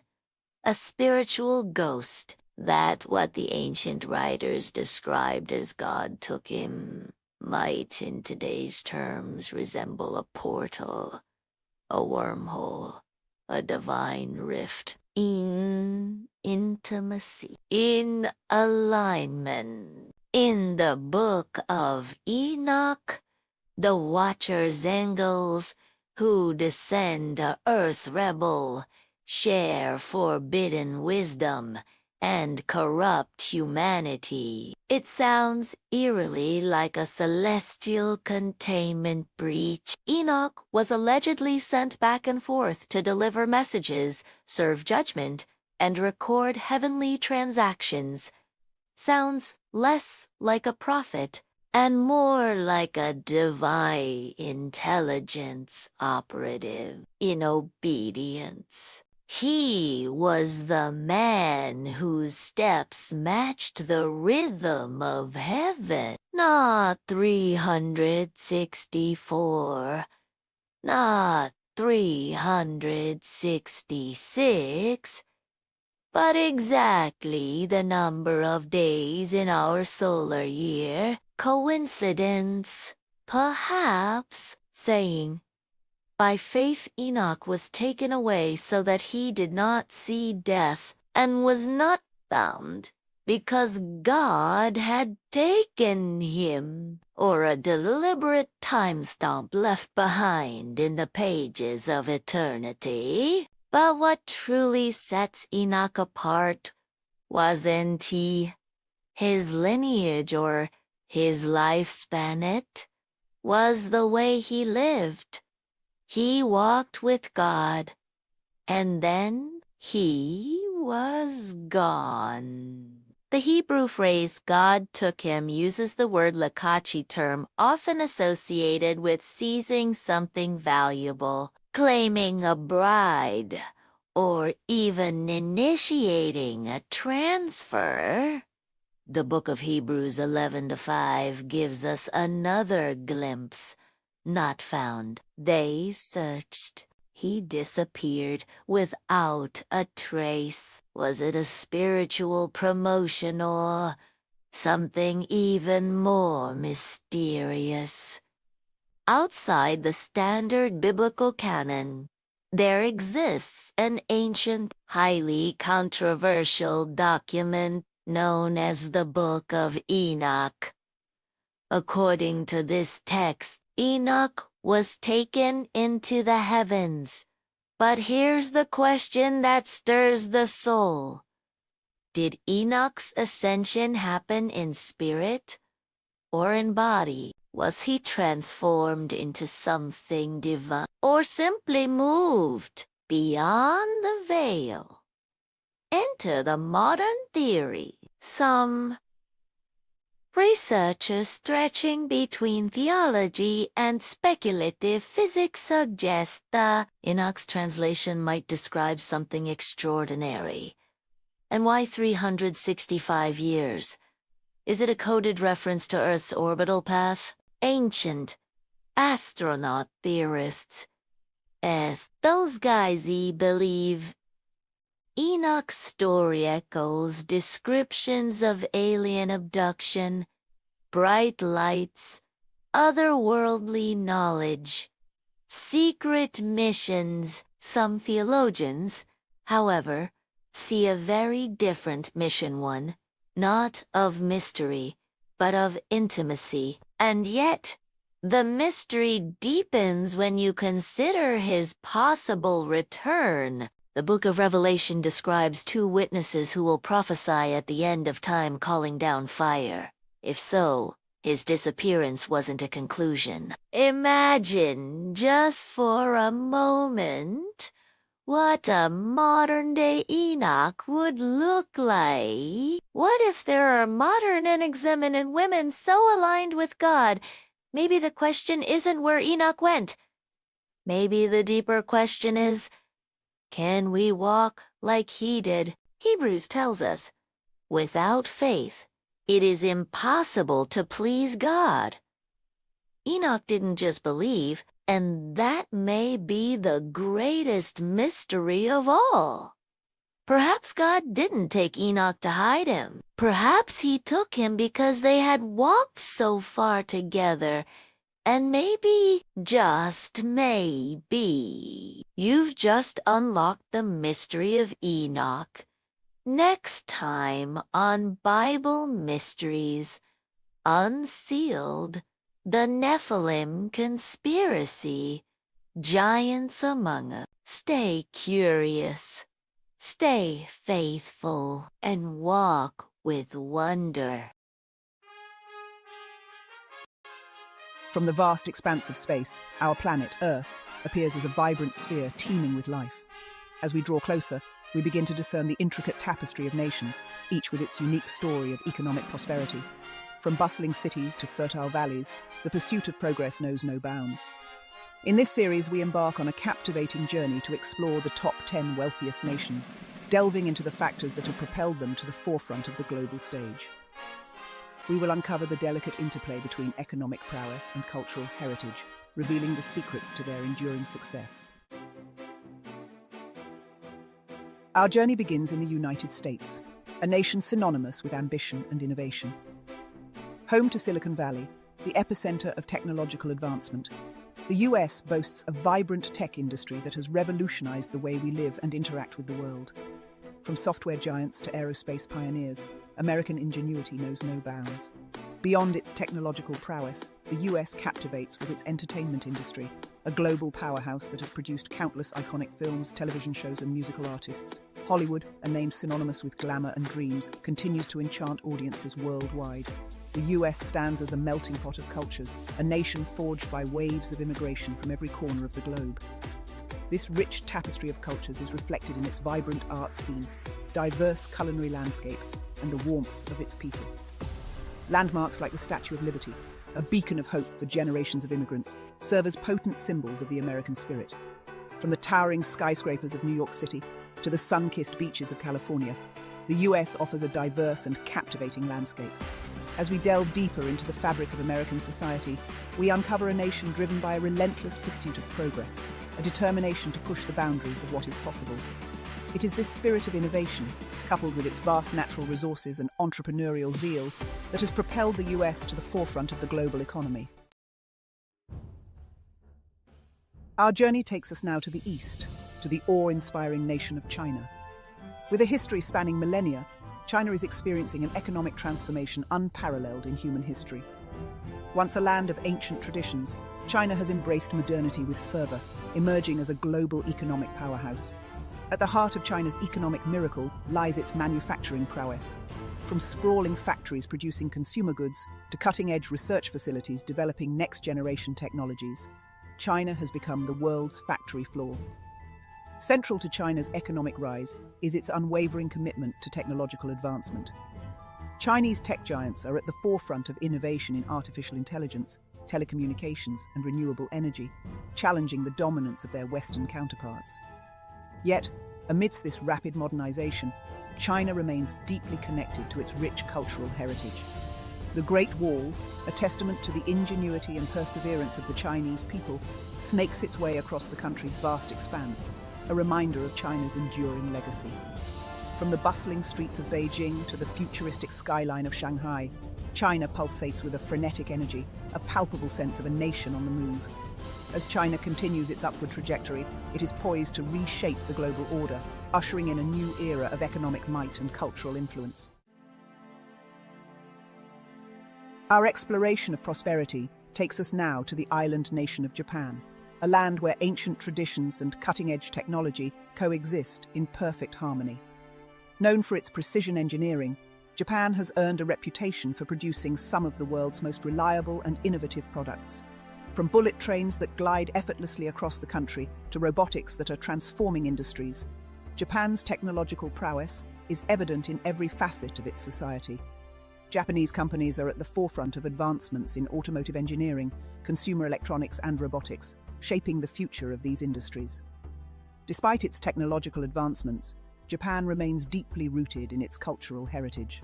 The iconic Mount Fuji, a symbol of Japan's natural beauty and spiritual significance, towers over the landscape, a reminder of the country's enduring traditions. Japanese art, from delicate calligraphy to intricate woodblock prints, continues to captivate audiences worldwide. The traditional tea ceremony, a ritual steeped in history and symbolism, offers a glimpse into the soul of Japan. Japan's economic success is a testament to its ability to embrace innovation while preserving its cultural identity. It is a country that looks to the future while honoring its past, a delicate balance that has propelled it to the forefront of the global stage. Our journey now takes us to the heart of Europe, to the powerhouse that is Germany. Renowned for its precision engineering, Germany has long been at the forefront of automotive innovation, producing some of the world's most coveted cars. German automotive giants are renowned for their commitment to quality, craftsmanship, and technological advancement. From sleek sports cars to robust SUVs, German cars are a symbol of status and reliability worldwide. Beyond its automotive prowess, Germany boasts a diverse and robust economy, with strengths in manufacturing, engineering, and pharmaceuticals. German companies are global leaders in these sectors, driving innovation and setting industry standards. Germany is also a land of rich cultural heritage, from the fairy tale castles of Bavaria to the vibrant street art of Berlin. German composers, writers, and philosophers have left an indelible mark on Western civilization. Oktoberfest, the world-famous beer festival held annually in Munich, is a testament to Germany's love of celebration and its rich brewing tradition. From hearty sausages to delicate pastries, German cuisine is as diverse and satisfying as the country itself. Germany's economic success is a testament to its strong work ethic, its commitment to innovation, and its rich cultural heritage. Our exploration of global wealth takes us now to the United Kingdom, an island nation with a history as vast as the empire it once commanded. From its bustling capital, London, to the rolling hills of the countryside, the UK is a land of contrasts, where ancient traditions meet modern sensibilities. The UK's economy is built on a strong foundation of financial services, with London standing as a global hub for banking, insurance, and investment. The City of London, the historic financial district, is a testament to the UK's enduring economic might. Beyond finance, the UK excels in industries such as education, healthcare, and tourism. Its universities, including Oxford and Cambridge, are among the most prestigious in the world, attracting students from every corner of the globe. The UK is also a land of rich cultural heritage, from the works of Shakespeare to the music of the Beatles. Its historical landmarks, including Buckingham Palace, the Tower of London, and Stonehenge, draw visitors from around the world. From the Scottish Highlands to the Cornish coast, the UK offers a diverse and breathtaking landscape. Its people are known for their warmth, their wit, and their unwavering love of tea.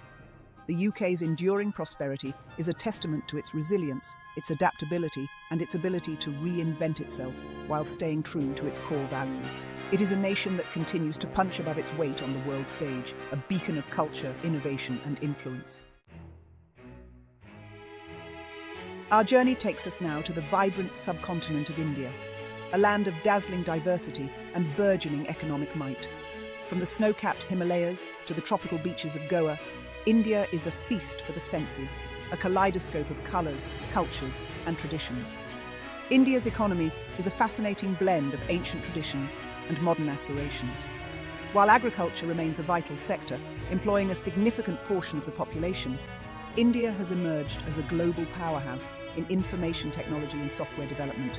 Indian tech companies are making their mark on the world stage, developing innovative solutions in areas such as artificial intelligence, data analytics, and cloud computing. The country's young and vibrant workforce is driving this technological revolution, propelling India into the digital age. Beyond its technological prowess, India is renowned for its rich cultural heritage. From the Taj Mahal, an architectural marvel that stands as a testament to eternal love, to the ancient temples of Khajuraho, India is home to some of the world's most awe-inspiring historical and spiritual landmarks. Indian cuisine is as diverse as its people, with each region boasting its own unique flavours and culinary traditions. From spicy curries to delicate sweets, Indian food is a sensory delight, an explosion of taste and aroma. India's economic rise is a testament to its entrepreneurial spirit, its adaptability, and its unwavering belief in its own potential.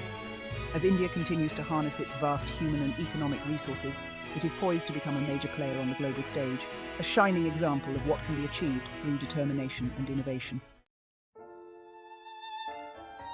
Our exploration of global wealth now leads us to France, a country renowned for its elegance, its sophistication, and its unwavering pursuit of joie de vivre, the art of living.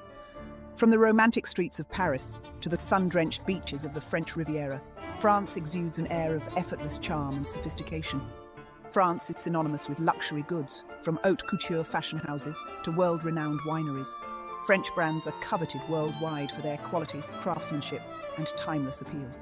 The Eiffel Tower, a symbol of Parisian romance and architectural ingenuity, stands as a testament to France's enduring legacy. Beyond its luxury goods and iconic landmarks, France boasts a diverse and robust economy, with strengths in aerospace, automotive manufacturing, and tourism. French companies are global leaders in these sectors, driving innovation and setting industry standards. France is also a land of rich cultural heritage, from the impressionist masterpieces of Monet and Renoir to the literary works of Victor Hugo and Albert Camus. French cinema continues to captivate audiences worldwide with its blend of artistry, intellectualism, and raw emotion. French cuisine is renowned for its sophistication and its emphasis on fresh, seasonal ingredients. From Michelin-starred restaurants to cozy bistros, France offers a culinary experience like no other, a celebration of taste, texture, and presentation. France's enduring prosperity is a testament to its creativity, its entrepreneurial spirit, and its unwavering commitment to quality.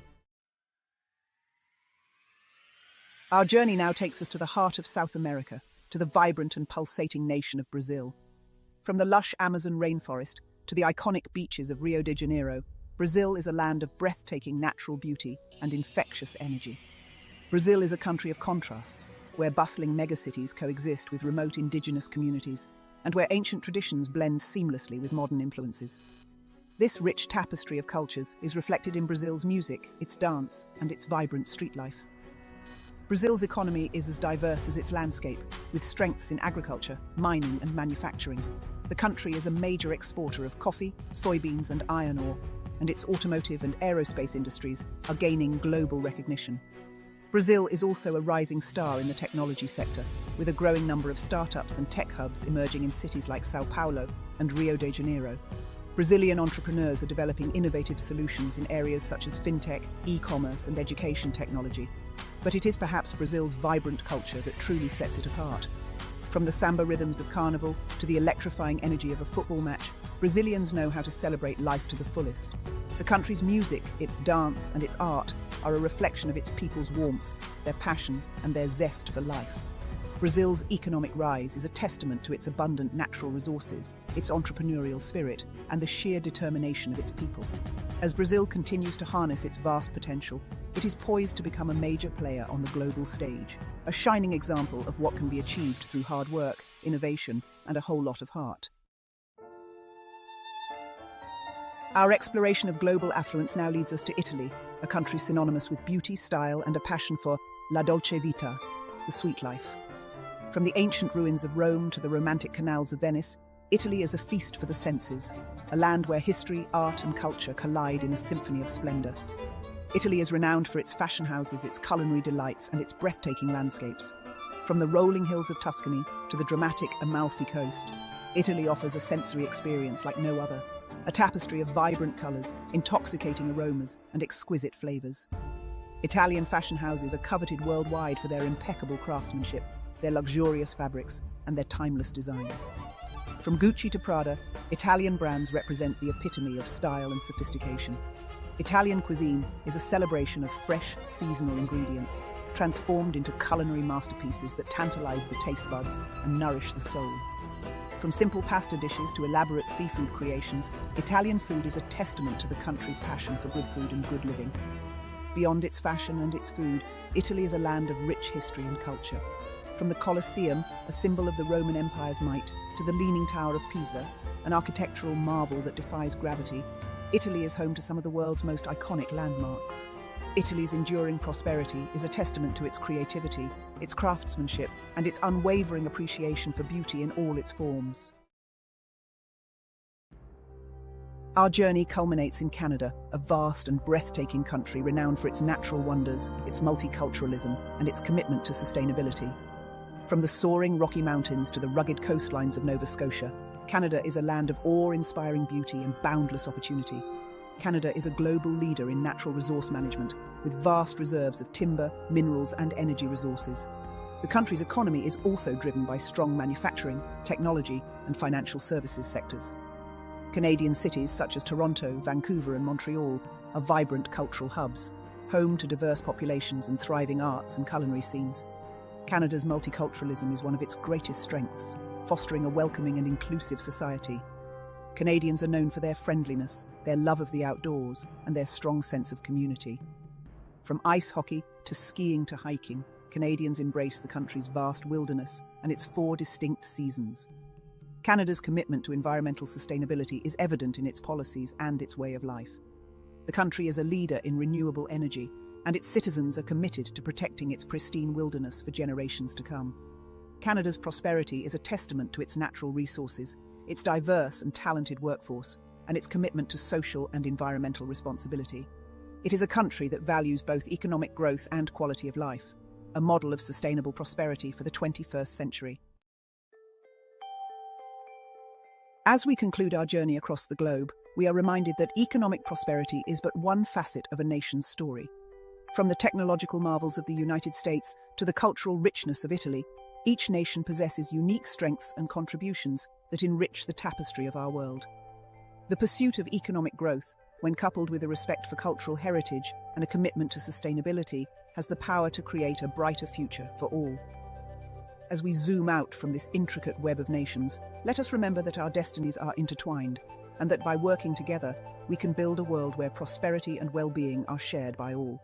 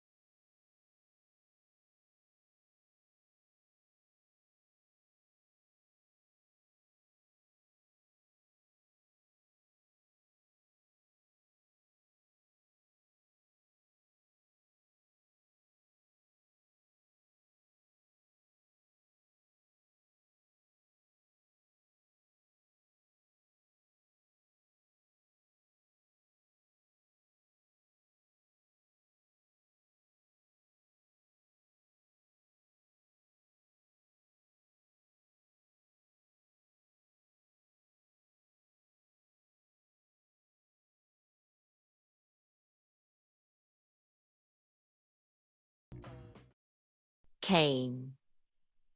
The rest of the story, a 10-minute dramatic devotional. Narrative from Cain's perspective, I was the firstborn of humanity. The first to open my eyes outside Eden's gate. The first to cry, not in paradise, but in dust. Adam was strong, Eve luminous with the memory of what they told us stories of walking with God in the cool of the day, of light that clothed them, of fruit that turned sweet to bitter. We lived just east of that garden, but the gate was always shut. My brother Abel chose the pasture gentler work, it seemed to me then. Flaming swords guarded what once was ours. I grew up watching my father till the cursed ground, turning dry earth into bread. I learned to do the same. He was different. Soft-spoken. He listened more than he spoke. He had a way of talking to God like he was near, even though he was not seen. I envied that. When we brought our offerings, I brought fruit from the ground ripe, plentiful. I had worked for it.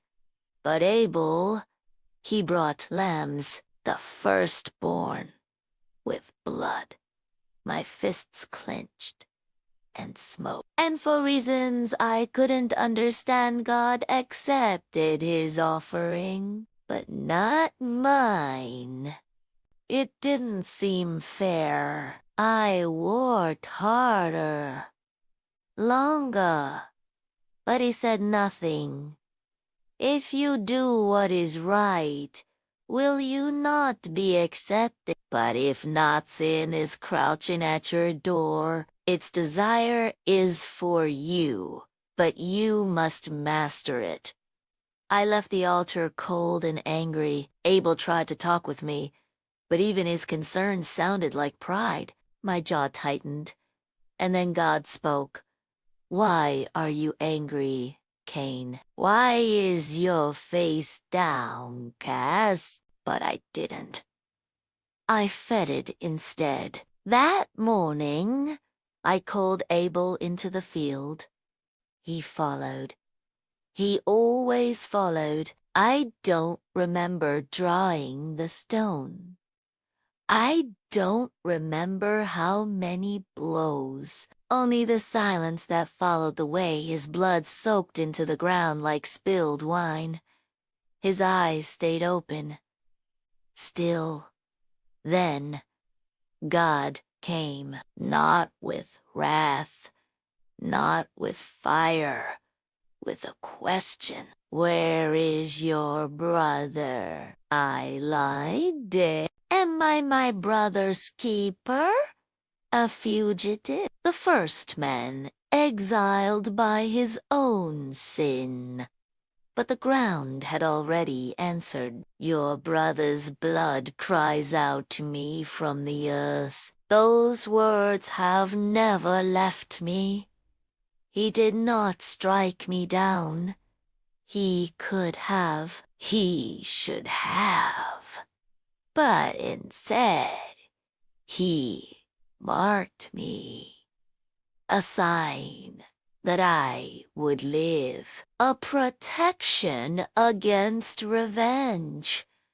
I became a wanderer. Years passed. I built a city, called it Enoch, after my son. Brick by brick. I tried to forget, but you cannot outbuild blood. Every echo of a hammer reminded me of what was lost. Not just Abel, but me. From Adam, from Seth. That one day another son would come, the man I was supposed to be. Sometimes I would wake in the night, hearing Abel's voice not in anger, but innocence, a whisper of the past. A ghost of what should have been. My children asked why I never spoke of my brother. I told them the ground remembers. But even there in dust and disgrace he began to feel something strange. Hope, not loud, not deserved, but persistent. I heard rumors, one whose blood would not cry for justice, but mercy, one who would not take life but give it, a lamb not like Abel's, but greater, perfect.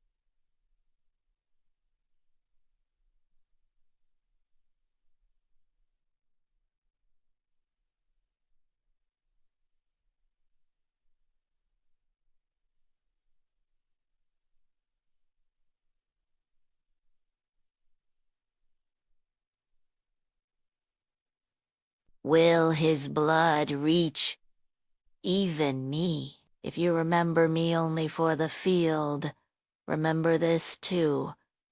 The same God who judged me, spared me. The same God who heard blood cry out, also covered me with grace. So if you've fallen deeply, shamefully listen. The ground may speak of what you've done, but heaven can speak louder, and his mercy still marks wonders, even the ones who killed their own brother. Do we control our destiny, or are our choices an illusion? Free will versus determinism is one of philosophy's oldest debates. Let's explore. For centuries, thinkers like Aristotle have championed the concept of free will, while others, such as Spinoza, have posited that the universe operates on deterministic laws, leaving little room for genuine choice. This debate has been a cornerstone of philosophical inquiry, shaping our understanding of human nature and our place in the cosmos. Aristotle, with his emphasis on individual agency, argued that humans possess the capacity to make choices independent of external forces. He believed that our actions are not preordained but are the result of rational deliberation and moral responsibility. In contrast, Spinoza, a rationalist philosopher, contended that everything in the universe, including human actions, is determined by preceding causes. According to Spinoza, free will is an illusion. Our choices are merely the outcome of a complex web of prior events and natural laws. This deterministic view suggests that understanding the underlying causes of our actions can lead to greater self-awareness and acceptance of our place in the natural order. The tension between free will and determinism remains a central theme in contemporary discussions, not only in philosophy but also in science, psychology, and even law. Advances in neuroscience, for instance, have provided new insights into how our brains make decisions, further complicating the debate. Some researchers suggest that our sense of free will might be a byproduct of complex neural processes, while others argue that understanding these processes can enhance our ability to make conscious choices. The implications of this debate are profound, influencing how we think about moral responsibility, legal accountability, and personal identity. If our actions are determined by factors beyond our control, can we truly be held accountable for them? Or does the belief in free will provide a necessary foundation for ethical behavior and social order? These questions remain as relevant today as they were in ancient times, continuing to inspire rigorous debate and introspection. As we delve deeper into the complexities of human thought and behavior, the dialogue between free will and determinism serves as a reminder of the enduring quest to understand ourselves and the world around us. Whether we lean towards the ideas of Aristotle or Spinoza, the exploration of these concepts continues to challenge and enrich our perspectives, driving us to seek greater clarity and meaning in our lives. Modern neuroscience complicates the debate. Experiments show that our brains make decisions milliseconds before we're consciously aware of them. Does this mean free will is just an illusion? Neuroscience has made significant strides in understanding the human brain, revealing intricate details about how we process information and make decisions. One of the most intriguing findings is that our brains often initiate actions before we become consciously aware of them. This discovery has profound implications for the concept of free will, a topic that has been debated by philosophers, scientists, and theologians for centuries. In a series of groundbreaking experiments, researchers have used advanced brain imaging techniques, such as functional MRI, to observe the brain's activity in real time. These studies have shown that specific patterns of neural activity can predict a person's decisions several milliseconds before they are consciously aware of making that choice. For instance, when a person decides to move their hand, the brain's motor cortex shows signs of activity moments before the individual reports the conscious intention to move. This phenomenon raises critical questions about the nature of free will. If our decisions are initiated by unconscious brain processes, can we truly be said to have control over our actions? Some scientists argue that what we perceive as free will is merely an illusion, a byproduct of complex neural mechanisms operating behind the scenes. They suggest that our sense of agency and control is constructed by the brain after the fact, giving us the impression that we are in charge of our choices. However, not everyone agrees with this deterministic view. Many philosophers and neuroscientists believe that free will and unconscious brain activity can coexist. They argue that while our brains may prepare for actions unconsciously, our conscious mind still plays a crucial role in shaping and guiding those actions. This perspective suggests that free will is not an all-or-nothing phenomenon, but rather a spectrum, with varying degrees of conscious and unconscious influence. Moreover, the implications of these findings extend beyond the realm of academic debate. They touch on fundamental aspects of human experience, such as moral responsibility and personal identity. If our actions are determined by unconscious brain processes, how do we hold individuals accountable for their behavior? Can we still consider ourselves autonomous beings capable of making meaningful choices? As neuroscience continues to unravel the mysteries of the brain, the debate over free will is likely to evolve. New discoveries will undoubtedly shed more light on the intricate relationship between conscious thought and unconscious neural activity. In the meantime, the question remains, are we the true authors of our actions, or are we merely passengers on a ride controlled by our brains? Regardless of where one stands on this issue, it is clear that the study of neuroscience offers valuable insights into the workings of the human mind. By exploring the complex interplay between brain activity and conscious awareness, we can gain a deeper understanding of what it means to be human and the nature of our free will. Some argue that even if our choices are influenced by external factors, they're still ours to make. This perspective suggests that while we may be shaped by our environment, upbringing, and even genetic predispositions, the essence of choice remains intact. It's the idea that within the constraints of our circumstances, we still possess the agency to decide our actions. This viewpoint is often referred to as compatibilism, which reconciles free will with determinism. Compatibilists believe that freedom can exist even in a world governed by causal laws. They argue that as long as we act according to our desires and intentions, we are exercising free will, regardless of the underlying influences. Others suggest that determinism doesn't negate meaning or responsibility. From this angle, the deterministic nature of the universe doesn't strip life of its significance. Instead, it provides a framework within which we can understand our actions and their consequences. This school of thought posits that knowing our actions are determined can lead to a deeper sense of responsibility. If we recognize that our choices are the result of a complex interplay of factors, we might approach decision-making with greater care and consideration. This perspective can foster a sense of humility and interconnectedness as we acknowledge the myriad influences that shape our lives. Moreover, some philosophers argue that determinism can enhance our sense of purpose. If everything is interconnected and follows a certain order, then our lives are part of a larger, meaningful tapestry. This can be a source of comfort and motivation, as it suggests that our actions contribute to a greater whole. In this view, determinism doesn't diminish our significance, but rather situates us within a grand, coherent narrative. In conclusion, the debate between free will and determinism is complex and multifaceted. While some see determinism as a threat to autonomy, others find ways to harmonize it with a meaningful and responsible existence. Ultimately, the way we perceive this philosophical dilemma can profoundly influence how we understand ourselves and our place in the world. Free will or determinism? Maybe the truth is somewhere in the middle. What do you think? Are we truly free? Join the conversation below and subscribe for more philosophical insights.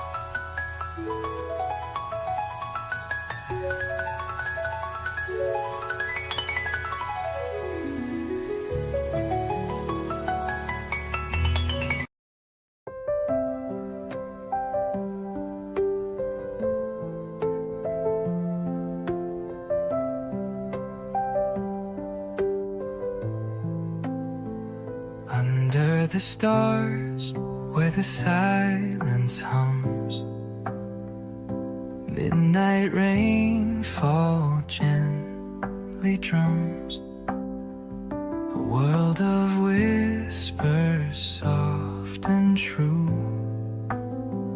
The night unfolds its quiet hue. Rain falls like a dreamer's sigh. Soft beats hum as clouds drift by. Piano notes in the misty air.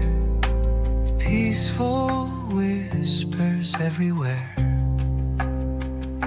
The guitar plucks through the gentle breeze. Notes that dance like falling leaves. A calm embrace in the velvet night. The rainfall sings its lullaby right. Rain falls like a dreamer's sigh.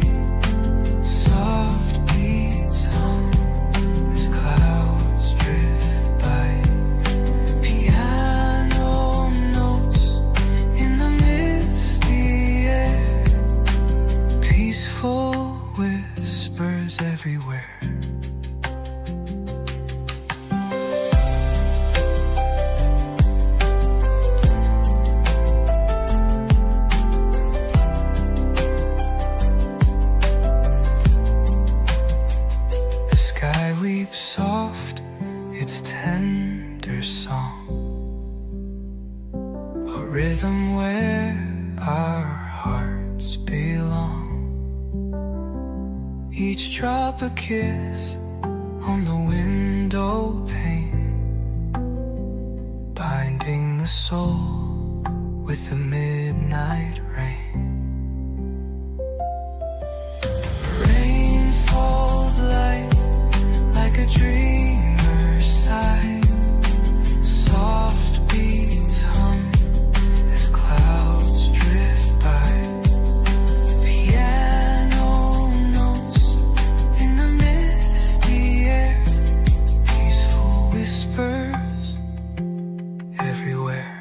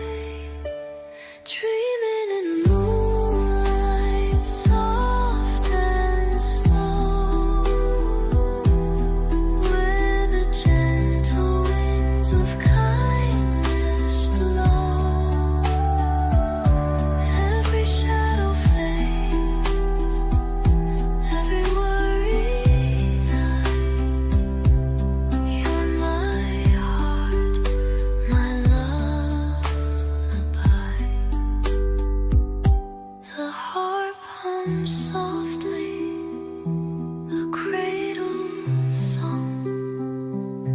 The strings sing sweetly where you belong. In this stillness, love is all you'll hear. I'm always with you, forever near.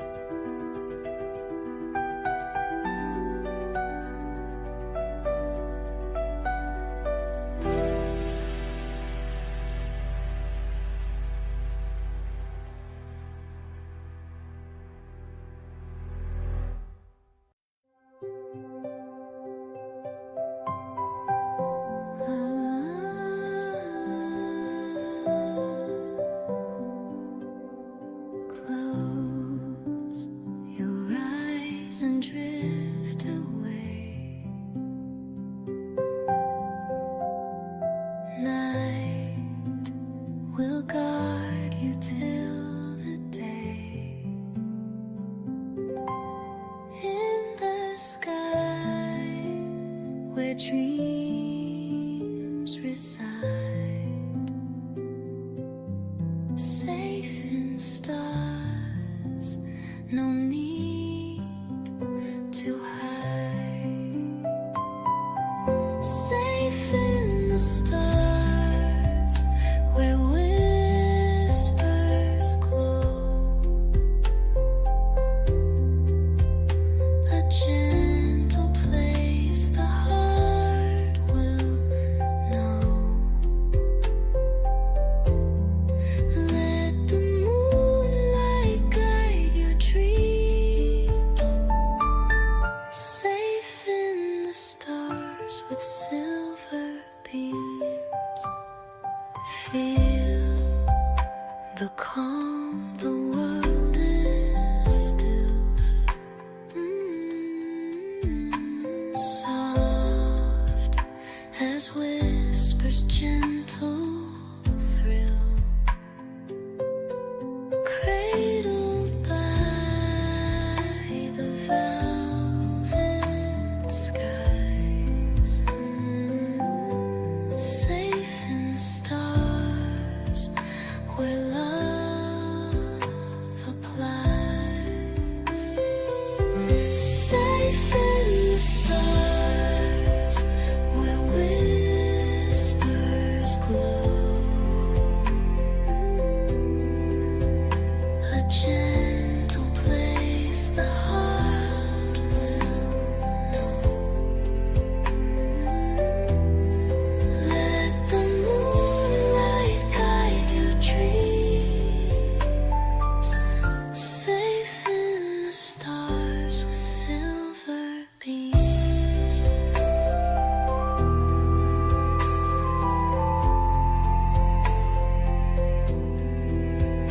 No storm can touch, no fear can climb in this haven out of time. Here the heart finds peace to soar, safe in the stars, safe in the stars, whispers glow.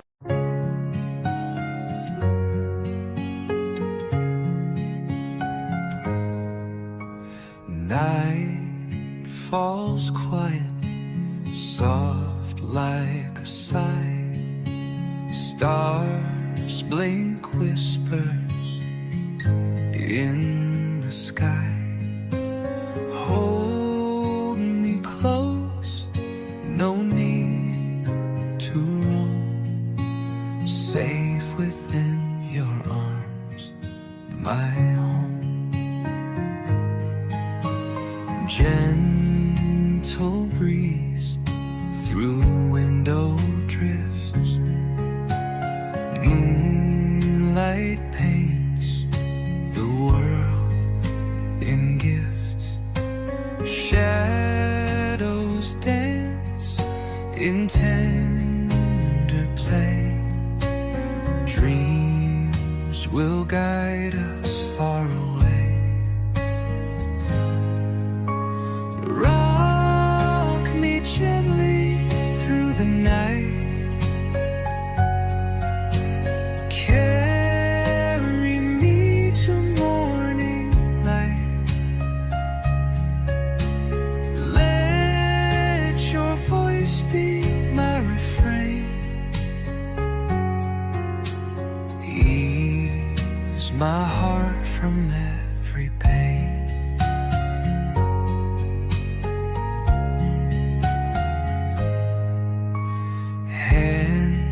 So warm, they cradle tight through the dark.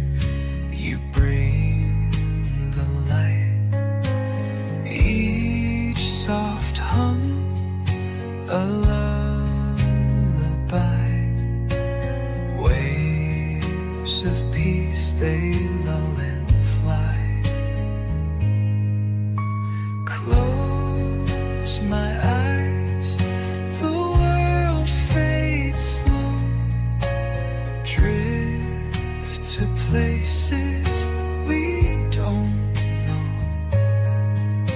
Feel your heartbeat next to mine.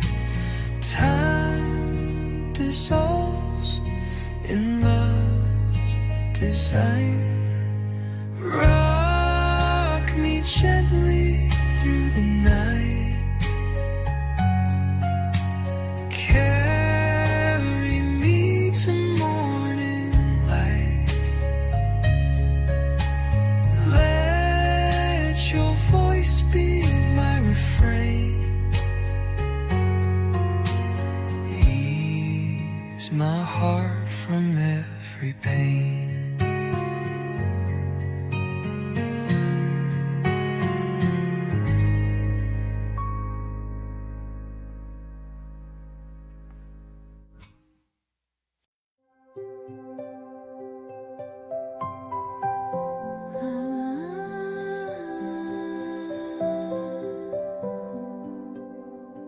Close your eyes and drift away.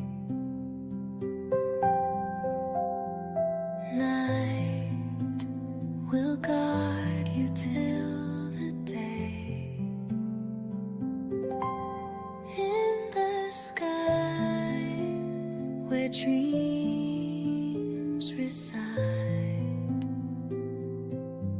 safe in stars, no need to hide.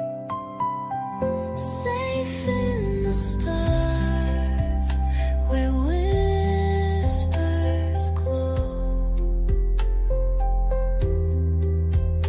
A gentle place the heart will know. Let the moonlight guide your dreams. Safe in the stars with silver beams. Feel the calm, the world is still. Soft as whispers, gentle thrill. Cradled by the velvet skies. Safe in stars where love applies. Safe in the stars where whispers glow. A gentle place the heart will know. Let the moonlight guide your dreams. Safe in the stars with silver beams.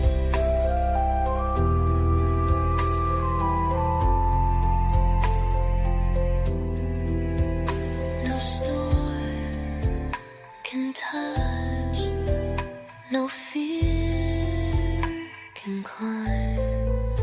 In this haven out of time,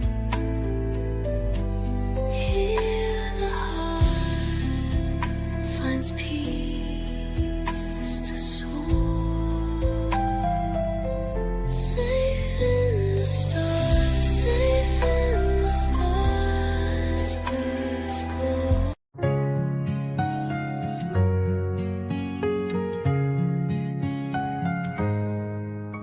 Night falls quiet, soft like a sigh. Stars blink whispers in the sky. Hold me close, no need to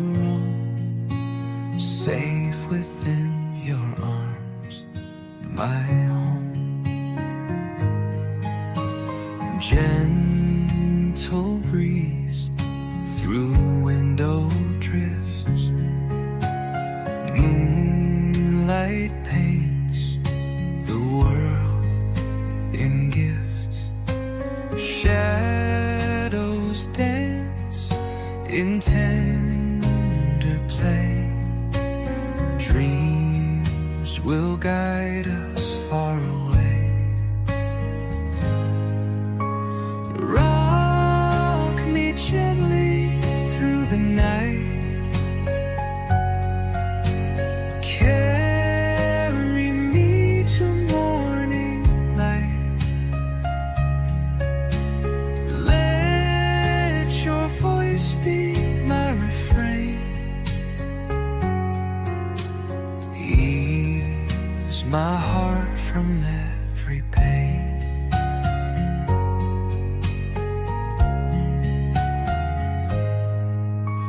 Hands so warm, they cradle tight.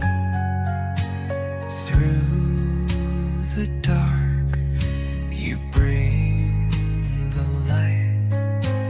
Each soft hum, a lullaby. Waves of peace, they lull and fly. Close my eyes, the world fades slow. Drift to places we don't know. Feel your heartbeat next to mine. Time dissolves in love's design. Rock me gently through the night. Carry me to morning light. Let your voice be my refrain. Ease my heart from every pain.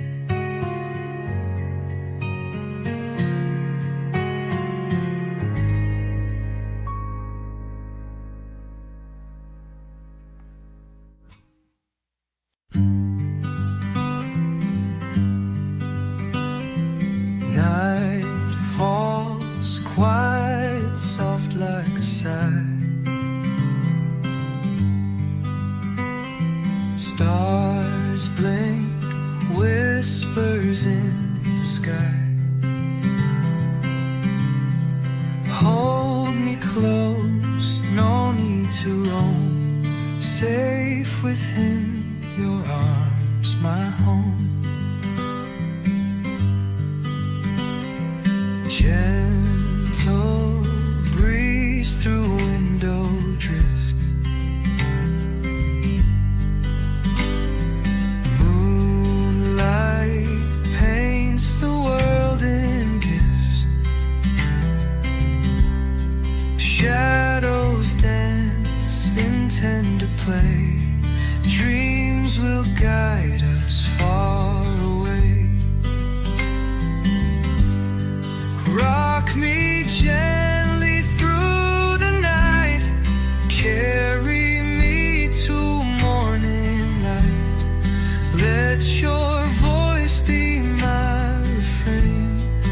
Ease my heart from every pain.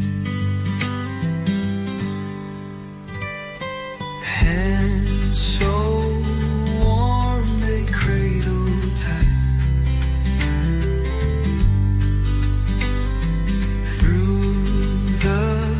Dark, you bring the light.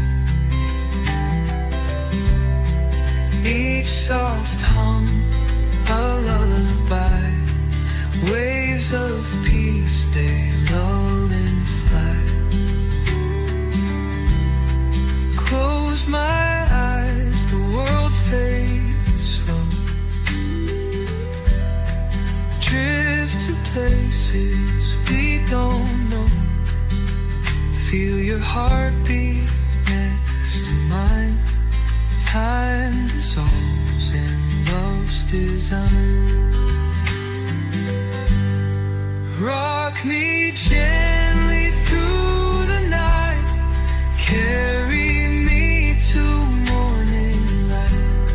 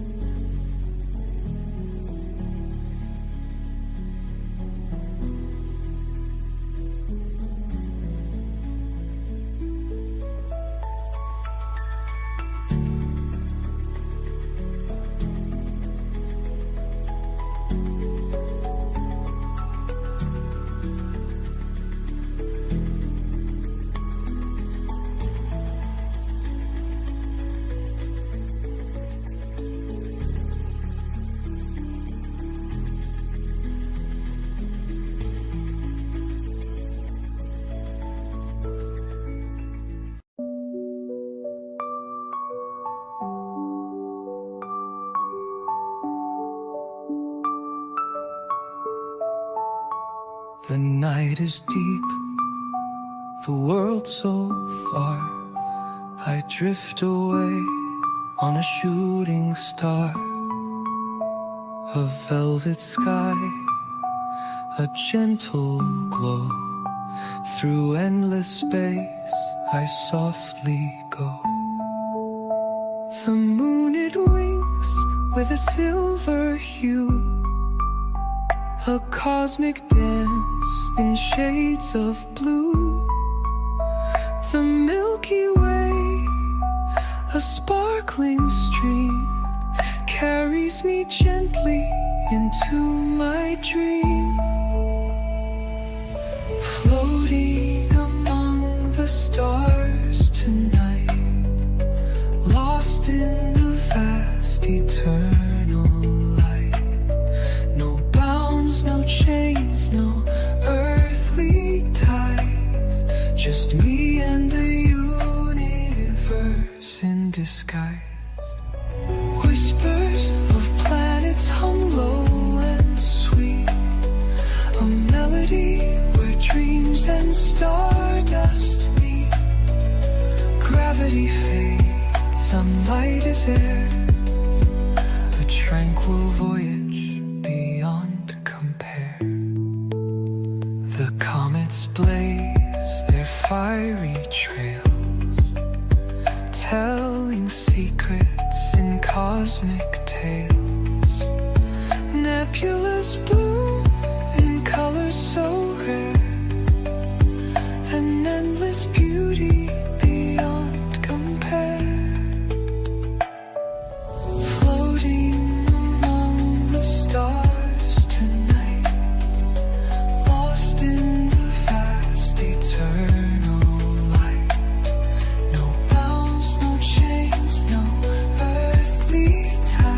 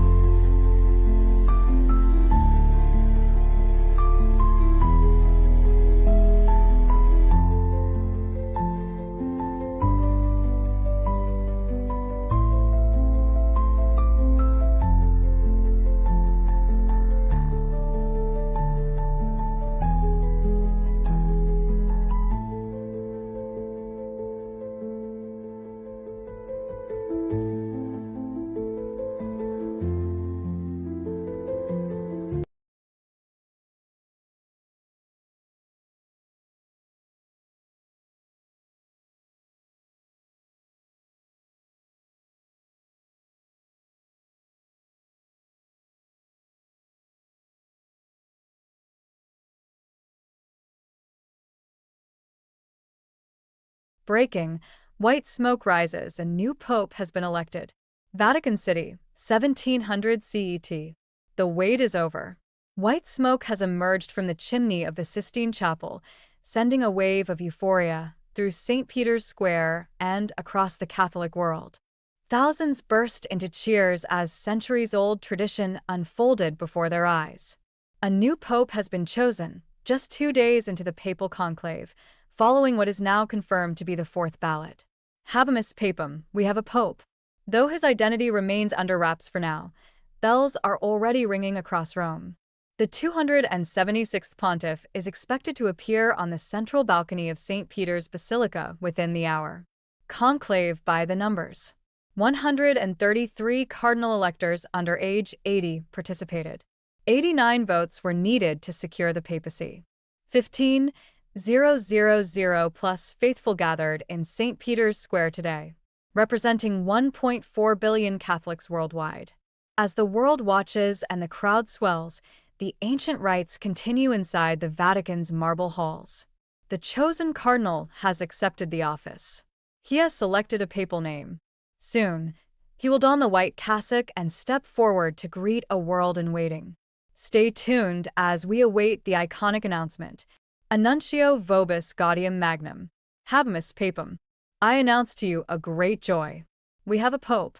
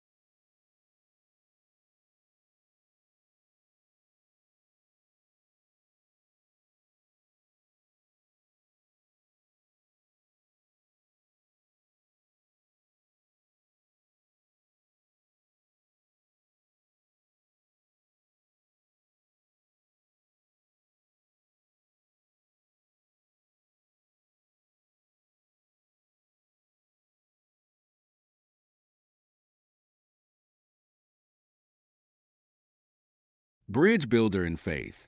Francis took unprecedented steps to heal ancient divisions. He held historic meetings with Patriarch Kirill of the Russian Orthodox Church, the Grand Imam of Al-Azhar, restoring Catholic-Muslim relations, and Jewish leaders worldwide. His overtures extended even to non-believers, famously stating that God's mercy extends to atheists if they live according to conscience. Pragmatic progressivism. Francis opened conversations on previously closed issues, pastoral care for divorced and remarried Catholics, blessing for same-sex couples while upholding traditional definitions of marriage, and women's roles in church leadership such as appointing women to high-level Vatican positions. He advocated for mercy and discernment rather than rigid adherence to law, challenging legalistic approaches without breaking doctrinal continuity. Part 3, Final Days. Comparisons with past popes, greatest legacies. 3. The final days and the moving funeral. Battling worsening respiratory and cardiac conditions, Pope Francis faces final months with characteristic humility.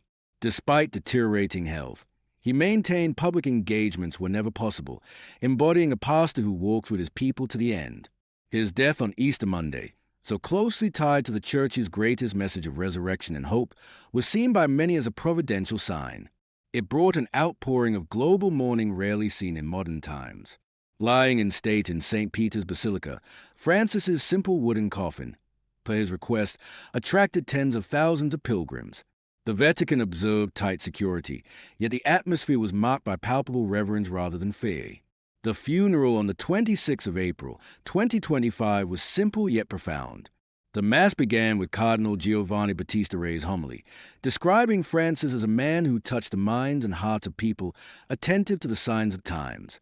His final words, "Build bridges, not walls," resonated deeply across the world.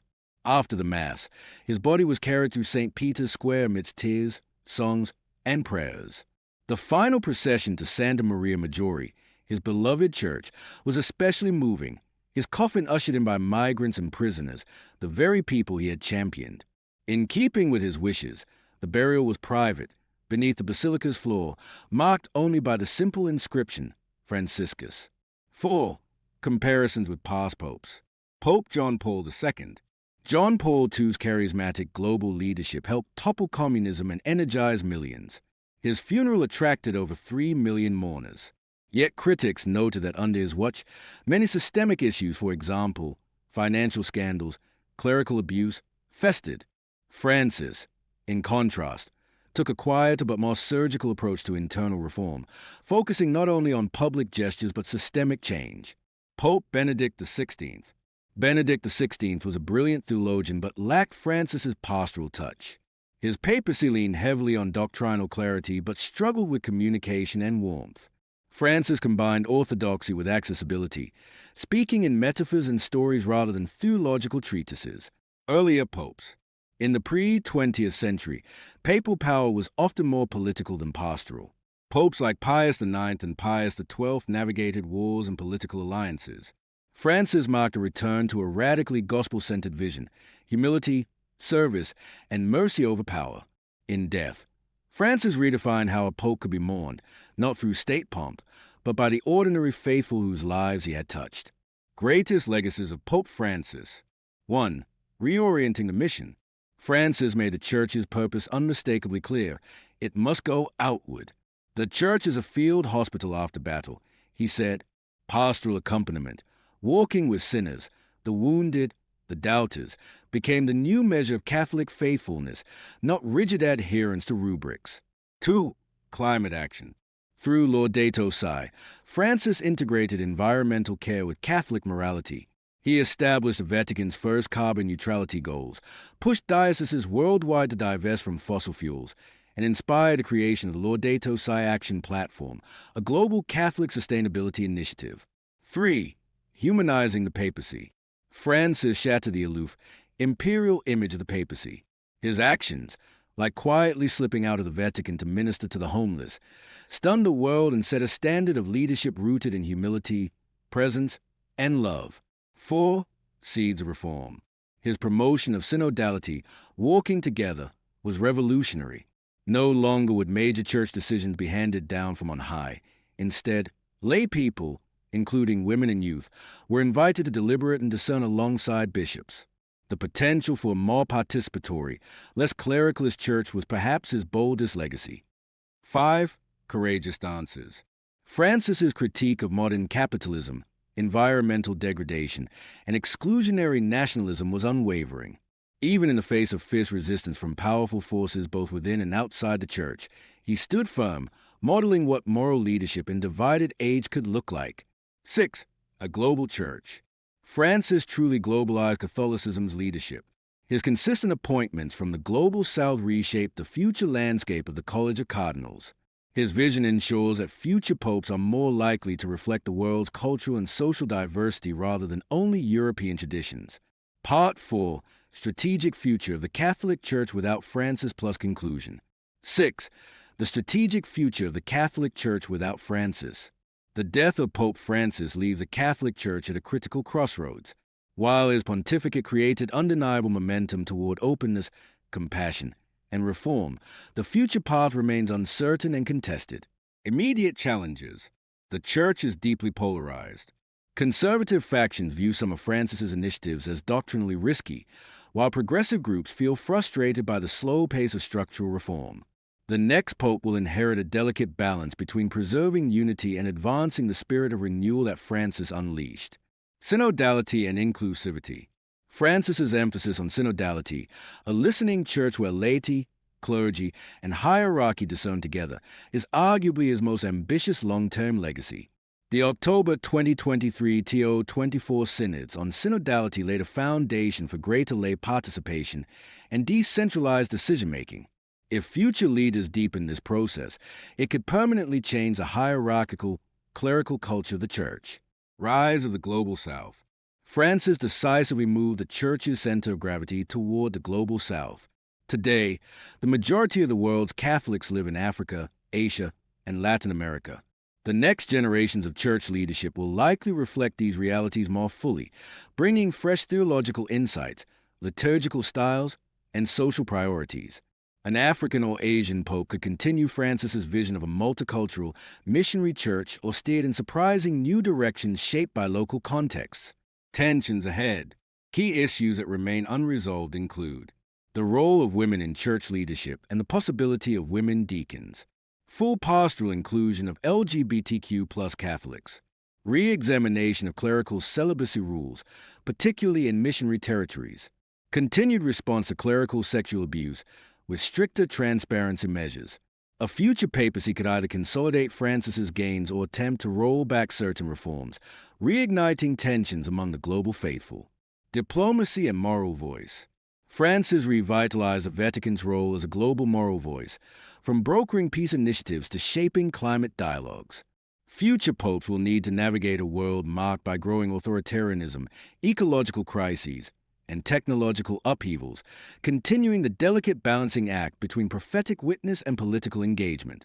In short, the Church faces a pivotal choice: to deepen Francis's culture of openness, service, and accompaniment, or to retreat into defensive institutionalism. The world is watching. Conclusion. Pope Francis reimagined the papacy for a wounded and divided world. He was a pope who walked, spoke, and suffered with his people, one who preferred the scent of his sheep over the trappings of princely power. Through his advocacy for the poor, his defense of migrants, his care for creation, and his openness to dialogue, Francis embodied a Christianity that was radical in its simplicity and revolutionary in its compassion. His funeral, with its humility and humanity, reflected the church he sought to build, not grandiose, but grounded, not distant, but deeply involved in the realities of the world. The baton now passes to a new generation, leaders and faithful alike, who must decide whether to continue walking the synodal, inclusive, missionary path he carved. History will remember Pope Francis not only for what he changed, but for the new imagination he gave to Catholicism, a church that listens, loves, and leads with mercy. As bells echoed over Rome and the faithful whispered their final goodbyes, the simple wooden coffin of Pope Francis was lowered into the earth. Yet his spirit rises still, in every bridge built, every refugee welcomed, every voice of the poor raised high. Pope Francis, the Pope who built bridges, not walls. His legacy is now ours to carry forward.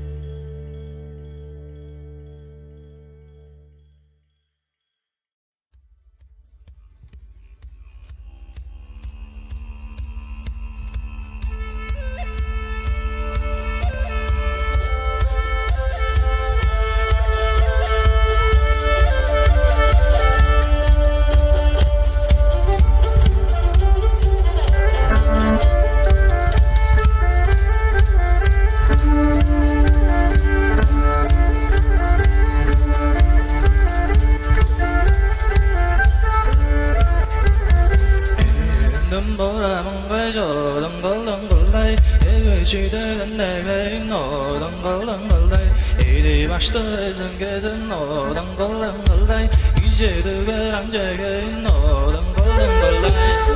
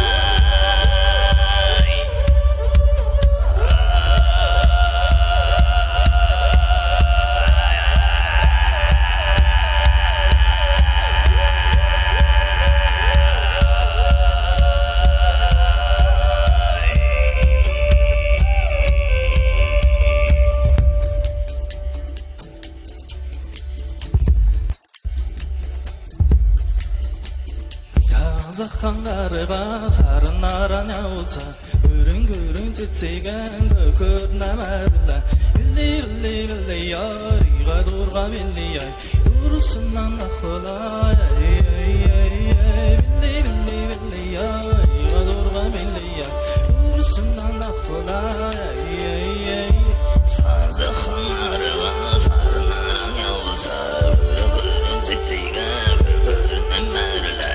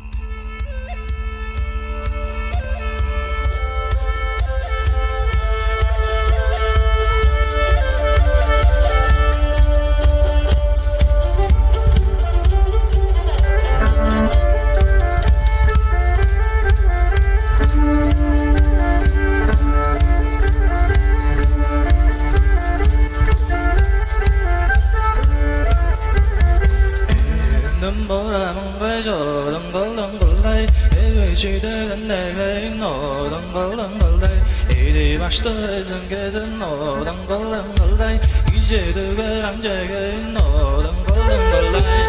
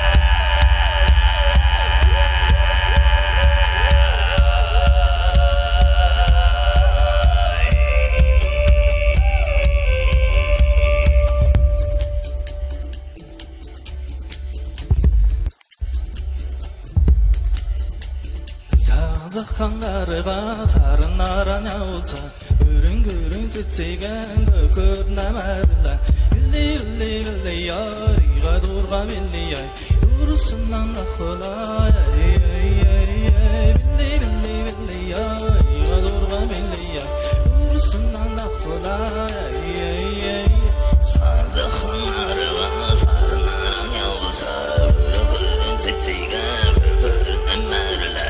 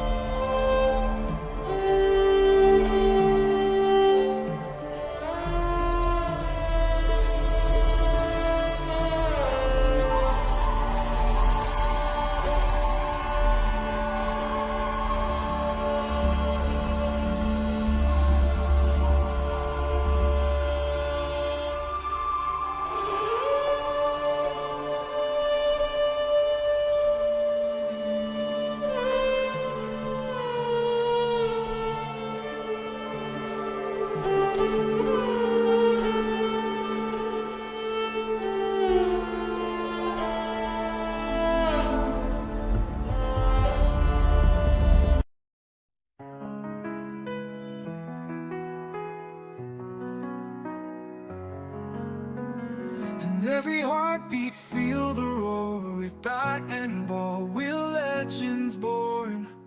Colors bright, the picture light. For India, we'll always fight. From Delhi to the coastlines wide, the cheers are loud like ocean's tide. Every swing of hopes we chase, victory shines on every face.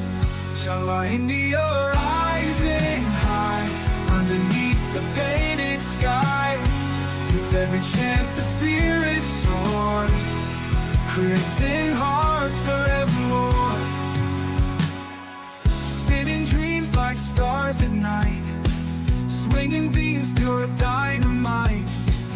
Feel the blazing glory's flame, every playing of a name. Unity in every crowd, voices strong and spirits proud. Together we ignite the spark, guided by that inner eye. India rising high, underneath the painted sky. With every chant the spirits soar, creating hearts forevermore.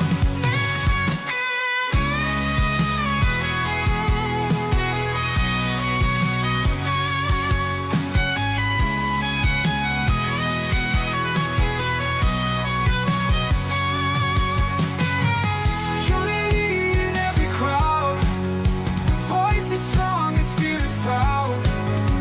Together we ignite the spark, guided by that inner arc.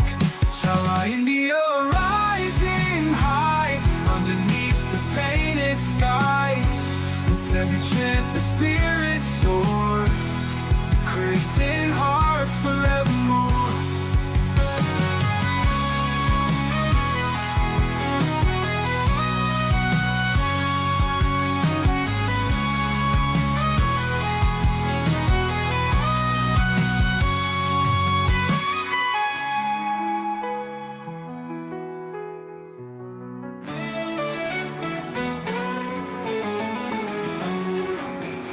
And every heartbeat feel the roar. With that and ball, we're legends born. Colors bright, the picture light. For India, we'll always fight. From Delhi to the coastlines wide, the cheers are loud like ocean's tide. Every swing of hope sweet shakes, victory shines on every face. Jumba India rising high, underneath the painted sky. With every chant the spirits soar, creating hearts forevermore.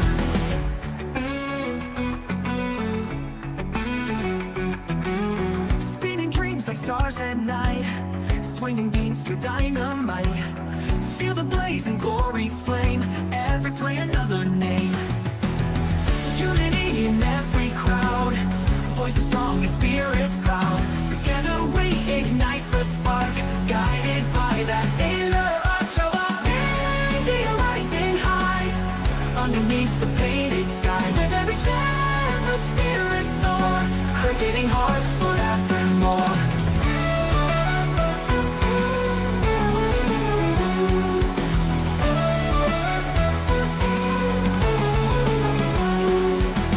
Spinning dreams like stars at night, swinging beams pure dynamite. Feel the blazing glory's flame, every play another name. Unity in every crowd, voices strong and spirits proud. Together we ignite the spark, guided by that inner arch of our India rising high, underneath the painted sky. With every chant the spirits soar, creating hearts forevermore.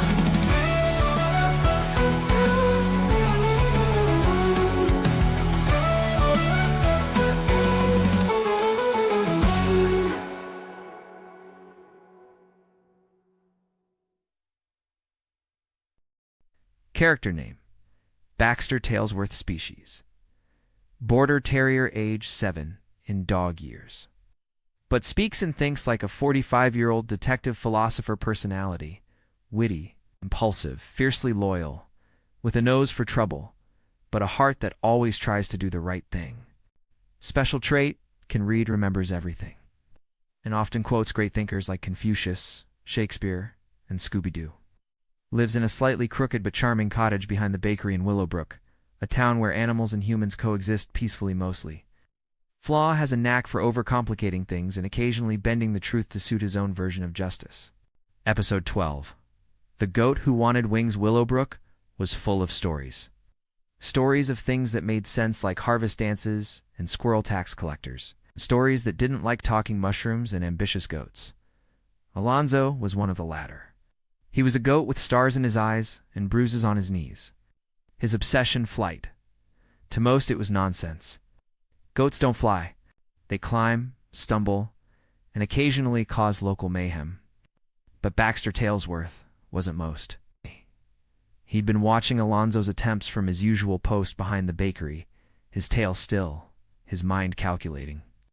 Baxter wasn't just the town's unofficial fixer. He was the listener, the one who saw past noise and foolishness to the heart behind it. He'd helped liars confess, healed friendships shattered by pride, and once, allegedly, mediated peace between a fox and a rabbit. So when Alonzo tied balloons to his horns and tumbled into the community compost heap, Baxter decided it was time to intervene. He showed up the next morning with a thick scroll of blueprints. "You want to fly?" Baxter said. "Then stop falling on purpose." They built in secret, repurposed kite strings, it's an old curtain rod, bent bicycle spokes. Every piece tested, it's every launch measured. The day of the flight, Willowbrook gathered, half curious, half concerned. Alonzo stood atop the barn with his makeshift glider strapped to his back. "I believe," he whispered. He jumped. For 5 glorious seconds, he glided, truly, clearly. The wind caught the wings, lifted them gently, carried him over the pumpkin patch and into a mound of soft hay. The town erupted. Even the skeptics clapped, because it wasn't just the flight. It was the faith in it. Later, sipping tea with Baxter, Alonzo said, "That felt like more than air under me." Baxter smiled. That was belief, mostly mine, and a little bit of science. In his bar clog that night, he scribbled, "Everyone says goats don't fly. But if you listen long enough, even a crash can sound like applause." Episode 13. The library in the fog wasn't unusual in Willowbrook. It rolled in like old stories oft at first, then thick with meaning. But this fog was different. When it lifted, the town library had vanished. Gone, not burned, not collapsed, simply not there. Most assumed a prank. Durs blamed weather spirits. But Baxter Talesworth, with his coat damp and his mind sharp, suspected something else. The library wasn't just a building to Baxter. It was where he'd first learned to read per-written notes, decipher clues, and on rainy days lose himself in ancient tales of talking beetles and silent detectives. He followed a trail of torn catalog cards into the woods. There, in a wildflower clearing, stood the library. Reassembled, reimagined. Wooden shelves spiraled between trees, beanbags nestled in roots, lanterns glowed with firefly light, and in the middle, curled under a blanket, was Ivy, the squirrel librarian, quiet, kind, crumbling. "I couldn't breathe," she said softly. The silence inside was too loud. The noise outside was louder. Baxter didn't ask her to explain. He just helped rearrange the history section. They turned the place into a secret sanctuary. A second library, one for reflection, rest, and rediscovery. Eventually, the town's library returned, brick by brick. But the forest branch remained. Ivy found peace, and Baxter found yet another truth to scratch into his bar clog. Sometimes, the mind needs a library. But the soul? The soul needs a forest of pages, with space between the words.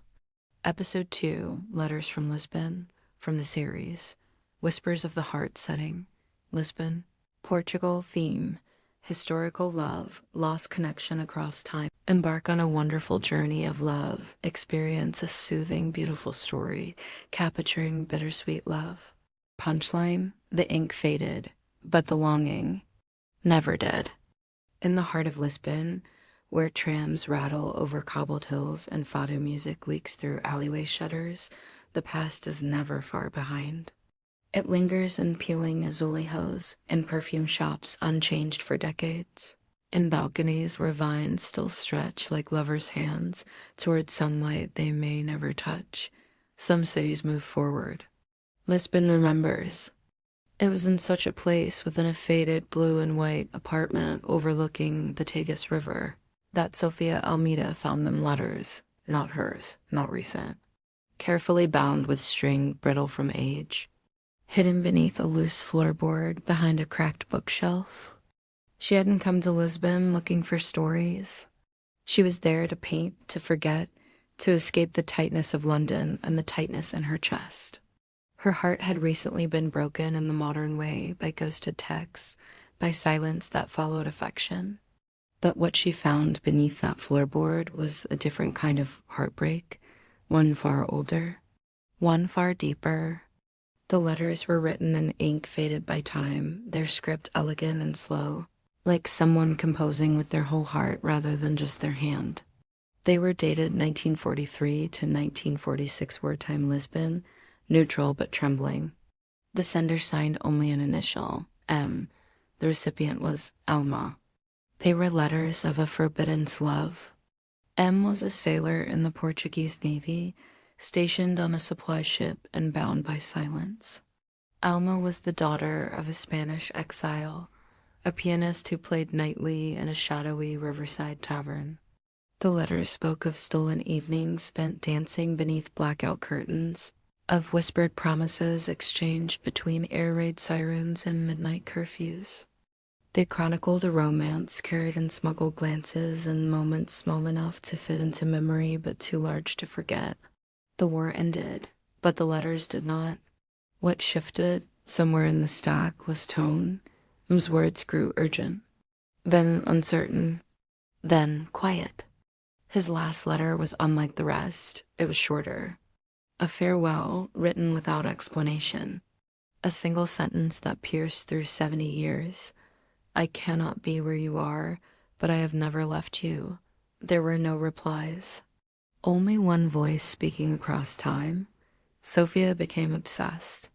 She researched maritime records, searched archives in libraries dimly lit and densely silent.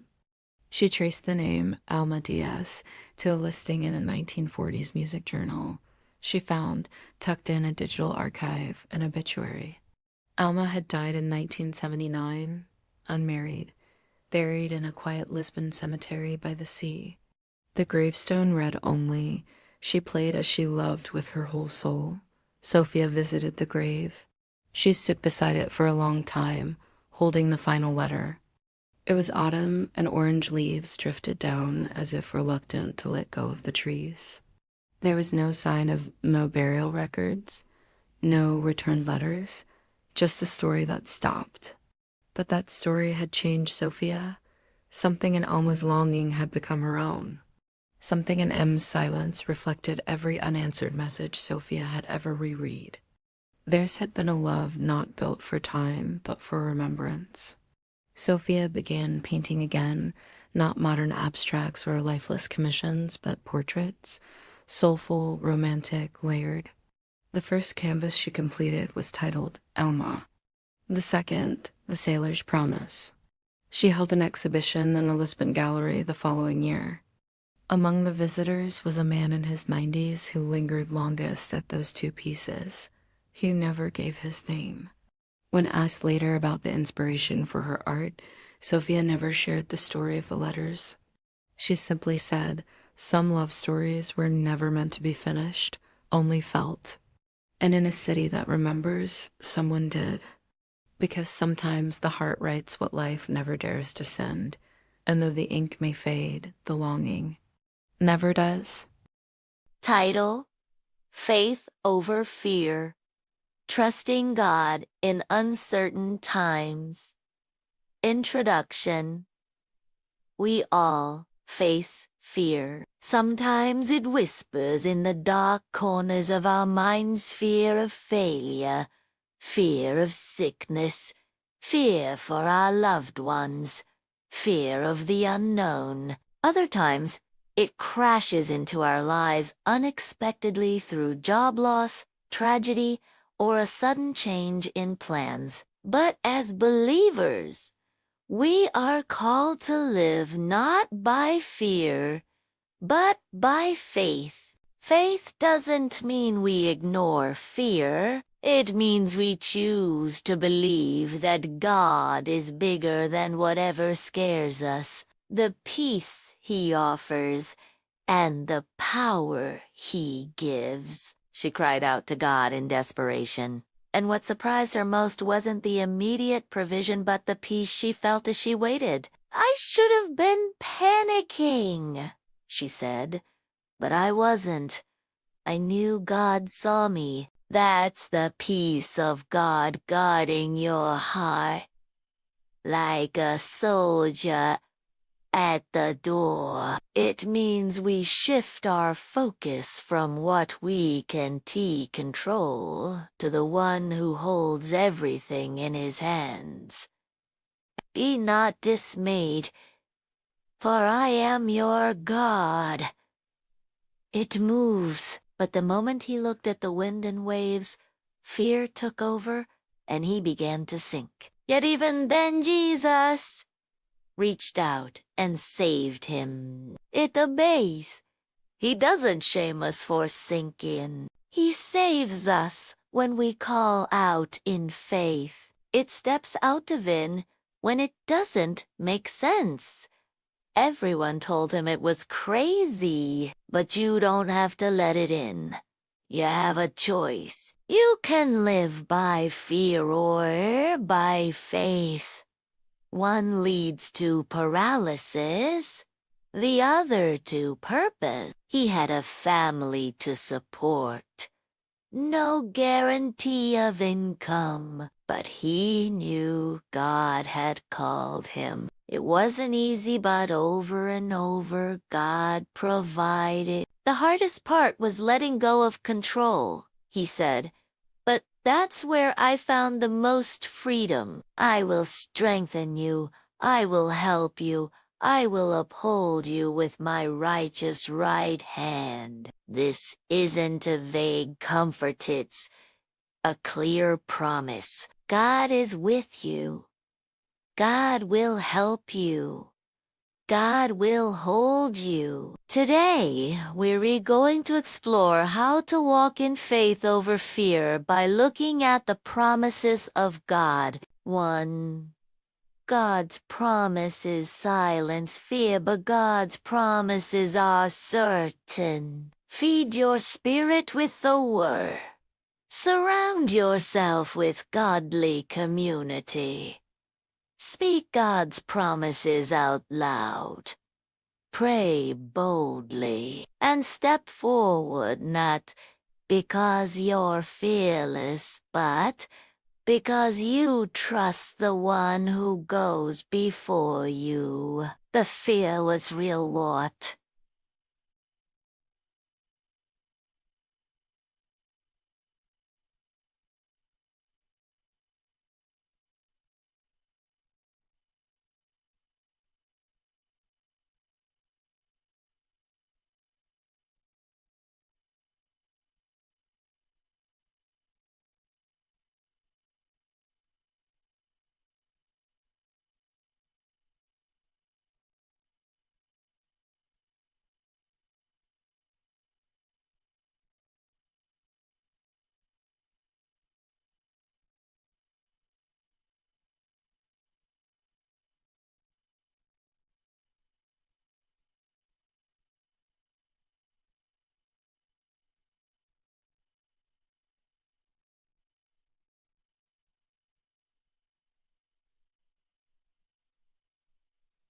But I clung to Psalm 56:3. When I am afraid, I will trust in you, not if I am afraid when. God doesn't condemn us for feeling fear, but He calls us to trust Him through it. They are anchors in the storm. When fear says, "You're alone," faith responds, "God is with me." When fear whispers, "You're not strong enough," faith declares, "The Lord is my strength." Isaiah 41. Banding 10 says, Fear not, for I am with you. Fear thrives in uncertainty. I remember a time when I was faced with a difficult medical diagnosis. Do not be anxious about anything, but in every situation, by prayer and petition, with thanksgiving, present your requests to God, and the peace of God will guard your hearts and your minds in Christ Jesus. 2. God's peace guards our hearts. Philippians 4:2, 6-7 tells us, this peace is not natural, it's supernatural. It's peace in the middle of the storm, not just when the storm is over. It's the kind of peace Jesus had when he slept in the boat during the storm. Why? Because he knew who was in control. A single mother in our church once shared how she faced eviction with no clear way forward. 3. God's power helps us act in faith. Faith isn't passive. Think of Peter walking on water in Matthew 14.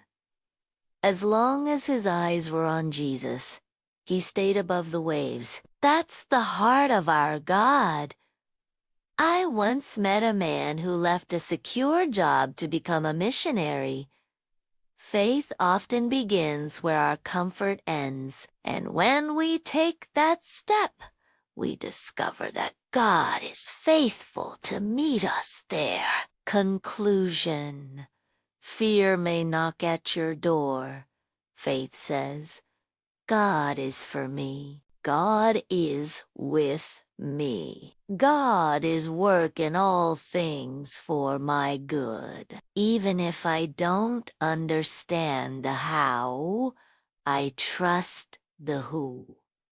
So today, choose faith. As to Timothy 1:7 says, God has not given us a spirit of fear, but of power and of love and of a sound mind.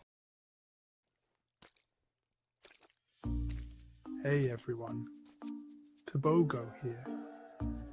And let me tell you, I've got some stuff to show you today that's going to make you say, what in the waffle iron? We're talking about inventions so bizarre, so out there, you're going to think they're from another planet. Buckle up, Buttercup. Because we're diving headfirst into the world of hilarious inventions you won't believe actually exist. You know, people are always coming up with new gadgets and gizmos, trying to make our lives easier, better, or at least more interesting. But sometimes those inventions miss the mark, like way, way off. And those, my friends, are the inventions we're celebrating today. So grab your snacks, settle in, and get ready to have your mind blown, and maybe slightly scarred by these totally bonkers inventions. Let's do this thing. Alright folks, first up we've got something truly special. I'm talking about the baby cage. Now I know what you're thinking. A cage for babies? That's nuts. And you know what? You're not wrong. But hold your horses because it gets even crazier. This thing was invented back in the 1930s. And get this, it was supposed to be a way to give city-dwelling babies some fresh air. Yeah, you heard that right. Fresh air. Just picture it. You live in a tiny apartment. You've got a screaming baby, and you're desperate for a little peace and quiet. So what do? You stuff your precious little bundle of joy into a metal cage and hang it out the window. I mean, can you imagine seeing that today? People would be losing their minds. You'd be calling Child Protective Services faster than you can say safety hazard. But back then, this thing was considered totally normal. It was just another day in the life. Thankfully, the baby cage trend didn't last very long. Common sense eventually prevailed. I guess people eventually realized that dangling your kid out a window maybe wasn't the best idea. Safety first, right? But hey, at least it makes for a good story, right? Something to laugh about now, but definitely not something to try at home. Next up on our journey into the bizarre, we've got a modern classic, the ostrich pillow. Now, who here loves a good nap? I know I do.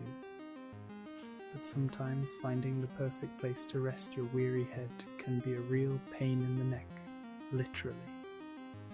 That's where the ostrich pillow swoops in to save the day. This thing looks like something straight out of a science fiction movie. It's basically a giant fluffy cocoon that you stick your head in. No, seriously. You just shove your face right in there and then BAM! You're in a world of darkness and quiet. I gotta say, the idea is kind of genius. I mean, who hasn't been stuck in a boring meeting or a long car ride, just wishing they could take a quick power nap? With the ostrich pillow, you can. It's like having a portable nap zone wherever you go. But here's the thing, it also makes you look completely ridiculous. Like, you're basically wearing a giant marshmallow on your head. Not exactly the most fashionable accessory. But hey, comfort over style, am I right? At the end of the day, it's all about finding that perfect balance between looking good and feeling great. Alright, let's talk beverages, people. Specifically, let's talk about what we put in those beverages to keep them cool and refreshing. Ice cubes, right? Simple, effective, boring. But you know what's not boring? Fish-shaped ice cubes. That's right, my friends. Now you can enjoy your favorite drink with a side of frozen marine life. I gotta hand it to the inventor of this one. They were really thinking outside the ice tray. I mean, who needs boring old square ice cubes when you can have little fishy friends swimming around in your glass? But let's be real, this is one of those inventions that seems like a good idea in theory. But in practice, it's just kind of weird. Like, do you really want to be staring into the dead eyes of a frozen fish while you're trying to enjoy your iced tea? And don't even get me started on what happens when the ice melts. Suddenly you've got a bunch of half-melted fish corpses floating around in your drink. Not exactly appetizing. Next up, we're tackling a problem that has plagued humanity since the dawn of sliced bread. How to butter your toast evenly without making a giant mess. It's a daily struggle that many of us face, especially during those rushed mornings. Well, fear no more, my friends, because the butter stick is here. This innovative tool is about to change your breakfast game forever. This handy little gadget is basically a glue stick, but instead of glue, it dispenses butter. Yes, you heard that right. That's right, you just twist the bottom, and out pops a perfectly measured amount of buttery goodness, ready to be spread on your toast, bagels, or whatever your carb-loving heart desires. No more uneven chunks or torn bread. Now, I'm not going to lie, this one actually seems kind of practical. It's simple, effective, and saves time. I mean, who hasn't struggled with cold, hard butter that just refuses to spread evenly? It's a common kitchen nightmare. With the butter stick, those days are over. Say goodbye to the frustration of mangled toast. But then again, maybe I'm just a sucker for anything that makes my life a little bit easier. Convenience is key in our busy lives. And let's be honest, who needs another single-use gadget cluttering up their kitchen drawers? It's a valid concern. But hey, if you're the kind of person who demands perfectly buttered toast every time, then the butter stick might just be your new best friend. It's all about those little joys in life. Last but not least, we've got a product that's near and dear to my heart. Shoe umbrellas. Now, I've never understood people who wear expensive shoes in the rain. Like, what are you doing? Are you trying to ruin them? But for those of you who just can't resist the siren song of stylish footwear, even when the weather's got other plans, I present to you the shoe umbrella. That's right, folks. Now your precious kicks can have their very own tiny umbrellas, protecting them from the elements in style. It's like having a personal rain shield for your feet. But let's be real, this is peak extra. I mean, you're walking around with tiny umbrellas attached to your shoes. You're basically asking to be stopped and stared at on the street. But hey, if you're the kind of person who doesn't mind a little attention, and you absolutely positively cannot stand the thought of getting your shoes wet, then maybe, just maybe, shoe umbrellas are for you. And there you have it. The strangest inventions ever made.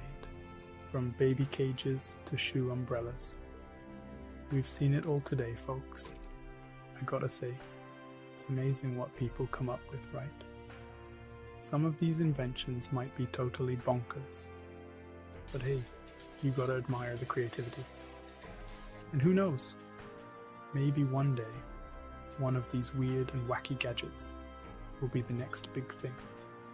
Stranger things have happened, right? Which one would you actually use? Let us know in the comments below.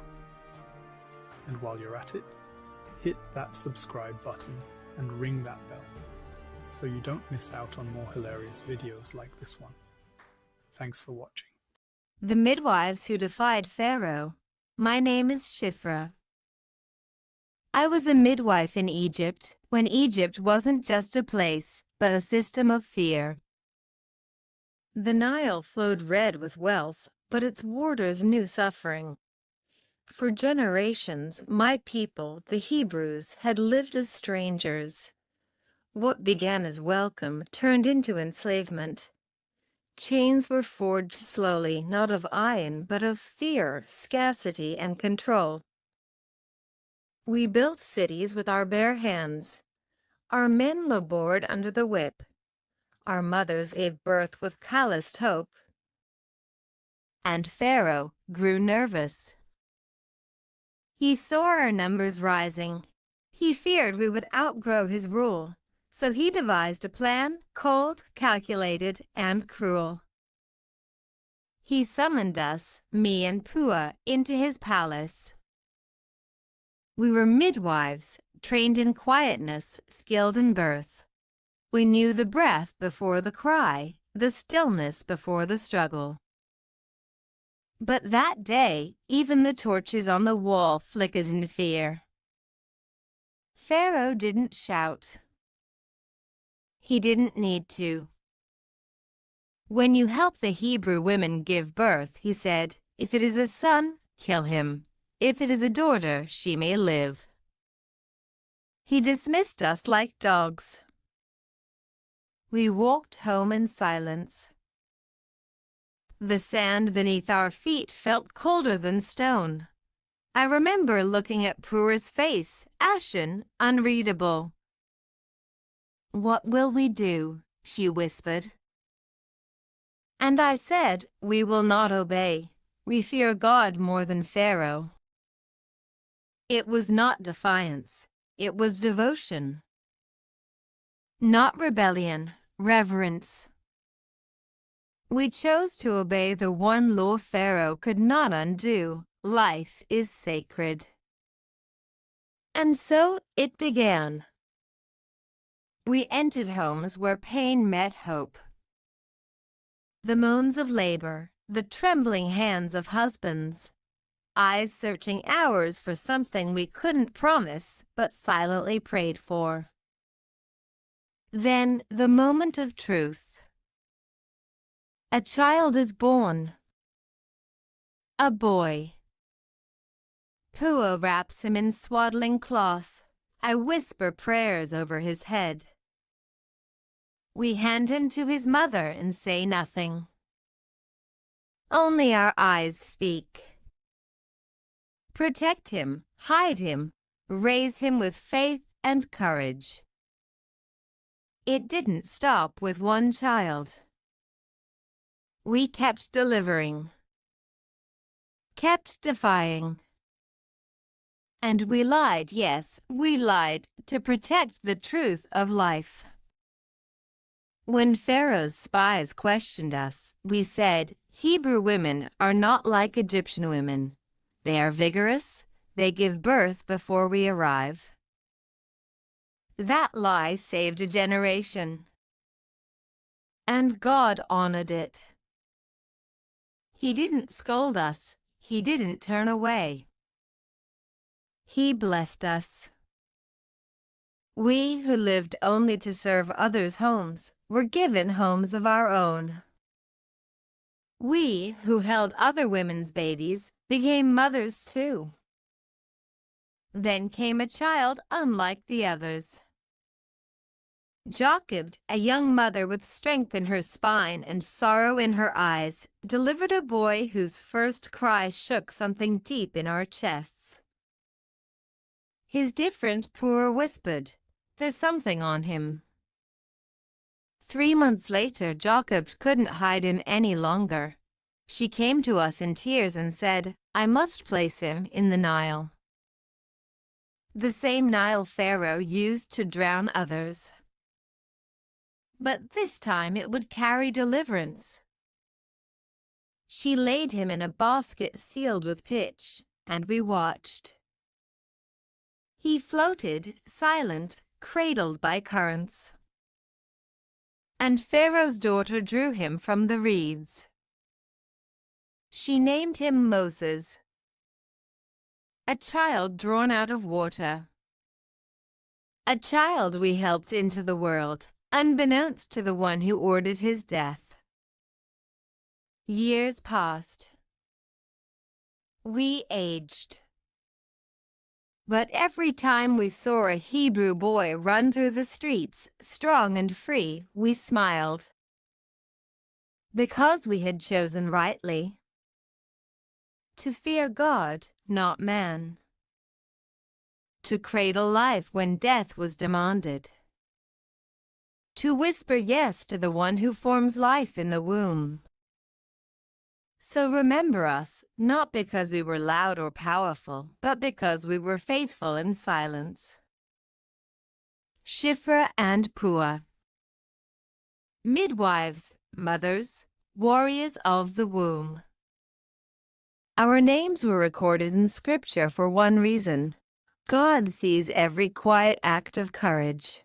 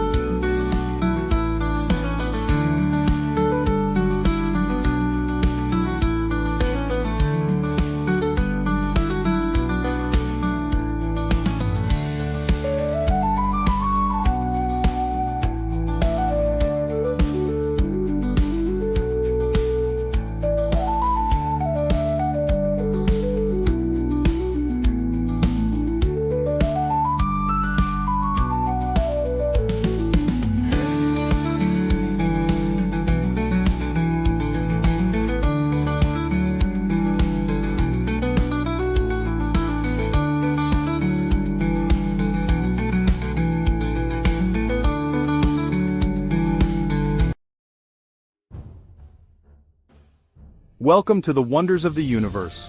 Today we're diving into some mind-bending space facts that will leave you in awe.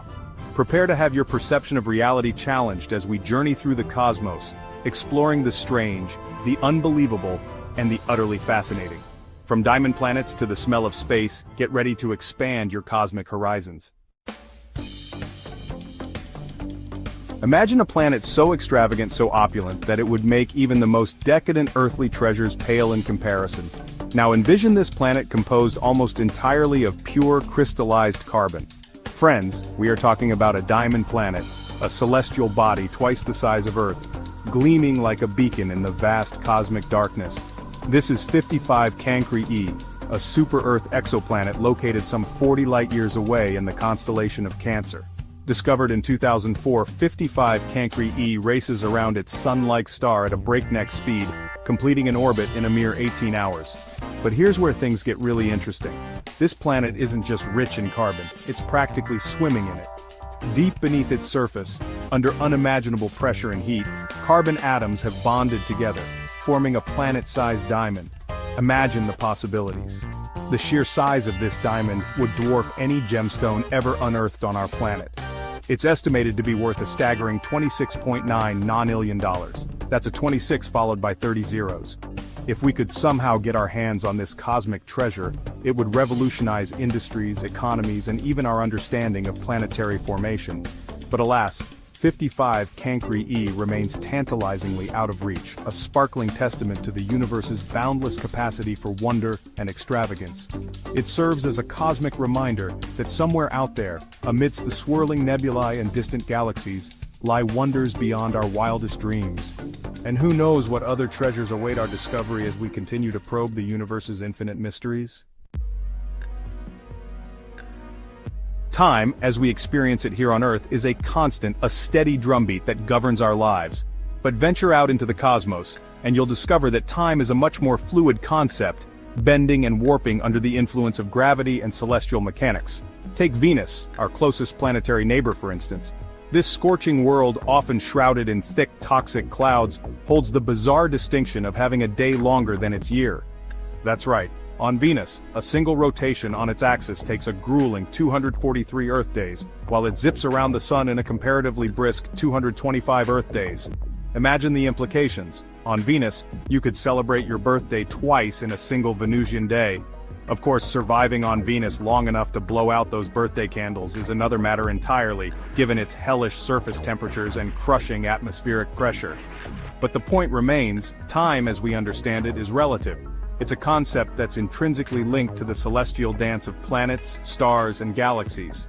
So the next time you're lamenting the swift passage of time, take a moment to consider Venus, a world where days are longer than years and where the very notion of time takes on a whole new meaning. We often imagine space as a cold, silent void devoid of any sensory experience. But what if I told you that space has a distinct smell? Astronauts returning from spacewalks have reported a peculiar aroma clinging to their suits, a scent both familiar and utterly alien. They describe it as a mix of burnt steak, hot metal, and welding fumes. It's a strange, almost contradictory aroma, a blend of the organic and the industrial. But what causes this unique olfactory experience? The answer lies in the high-energy particles that permeate space, constantly bombarding everything in their path. When these particles collide with surfaces, they create a shower of energized atoms and molecules. Some of these molecules, known as polycyclic aromatic hydrocarbons, are responsible for the distinctive space smell. These molecules are found in a variety of earthly sources, from car exhaust to grilled meat, which explains the familiar notes in the astronauts' descriptions. But in the vacuum of space, these molecules take on a new, almost ethereal quality, creating an aroma that's both intriguing and slightly unsettling. So the next time you fire up the grill or catch a whiff of exhaust fumes, take a moment to appreciate the subtle connection to the cosmos. You're experiencing, in a small way, the same scent that has greeted astronauts returning from their celestial voyages. Imagine a single teaspoon of material weighing as much as a mountain range. That's the mind-boggling density of a neutron star, one of the most extreme and fascinating objects in the universe. Born from the death throes of massive stars, Neutron stars are the collapsed cores of these stellar giants, remnants of a cosmic explosion that echoes across the universe. Squeezed by the relentless crush of gravity, the atoms themselves are broken down, their protons and electrons forced to merge into neutrons. The result is an object so incredibly dense that a single teaspoonful would weigh billions of tons, the equivalent of Mount Everest compressed into a sugar cube. But the strangeness doesn't end there. Neutron stars also spin at dizzying speeds, some rotating hundreds of times per second.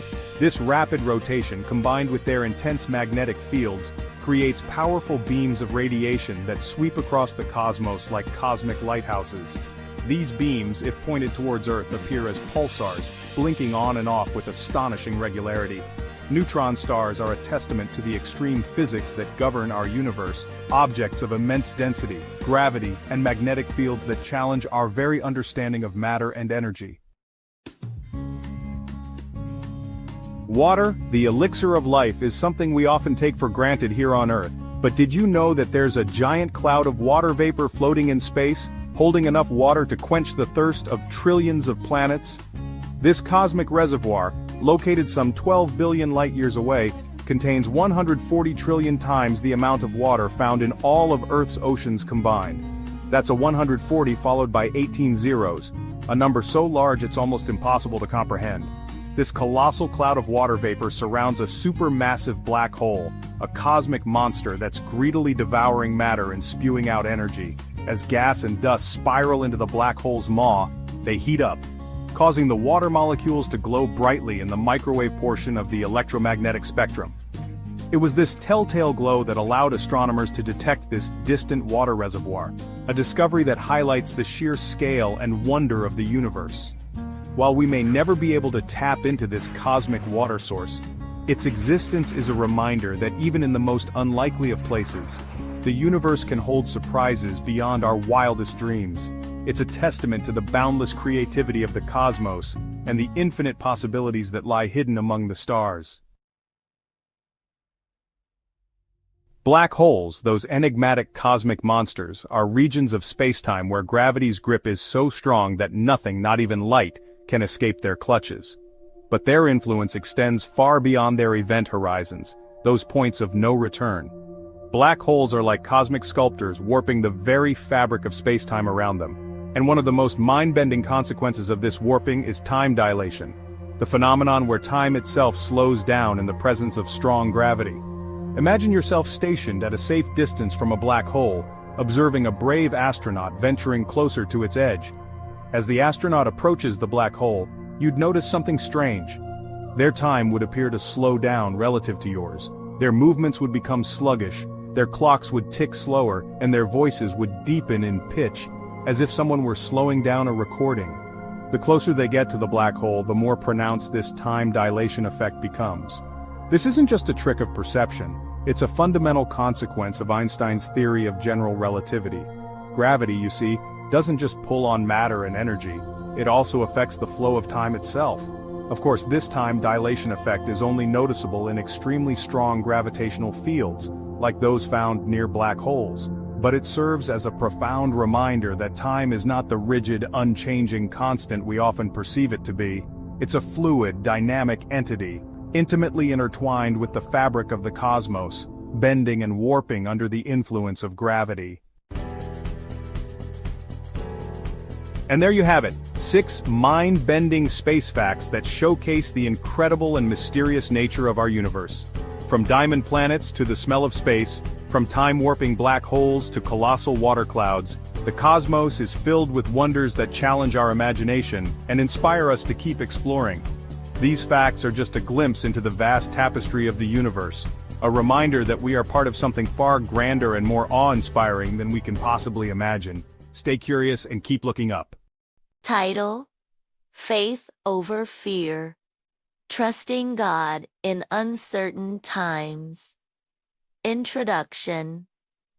We all face fear. Sometimes it whispers in the dark corners of our minds: fear of failure, fear of sickness, fear for our loved ones, fear of the unknown. Other times, It crashes into our lives unexpectedly through job loss, tragedy, or a sudden change in plans. But as believers, we are called to live not by fear, but by faith. Faith doesn't mean we ignore fear. It means we choose to believe that God is bigger than whatever scares us, the peace He offers, and the power He gives. She cried out to God in desperation. And what surprised her most wasn't the immediate provision but the peace she felt as she waited. "I should have been panicking,"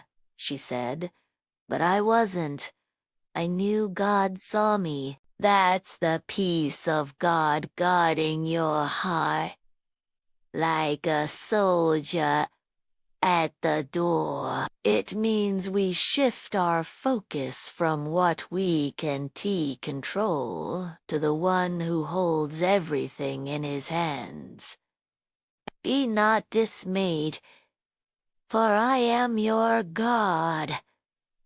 It moves, but the moment he looked at the wind and waves, fear took over and he began to sink. Yet even then Jesus reached out and saved him. At the base, He doesn't shame us for sinking. He saves us when we call out in faith. It steps out of in when it doesn't make sense.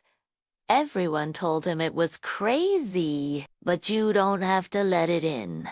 You have a choice. You can live by fear or by faith. One leads to paralysis, the other to purpose. He had a family to support. No guarantee of income, but he knew God had called him. It wasn't easy, but over and over, God provided. The hardest part was letting go of control, he said.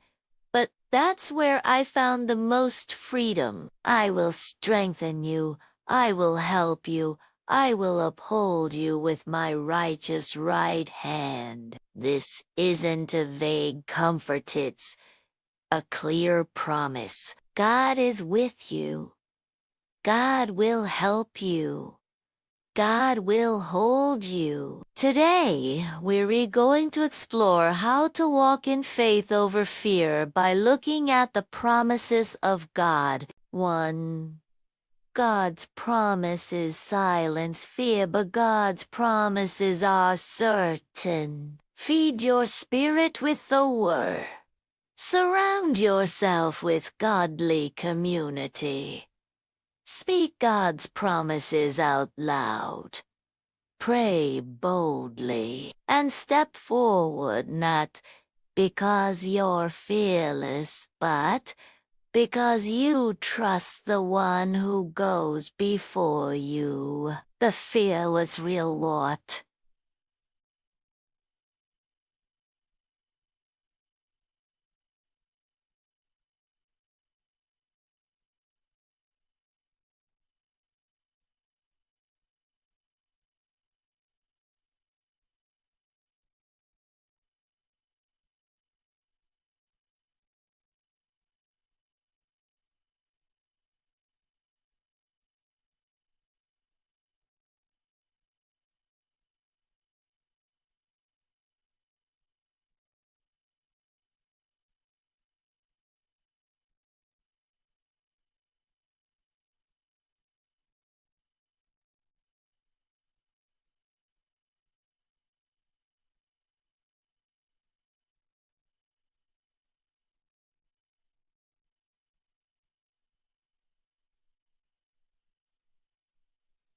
But I clung to Psalm 56:3.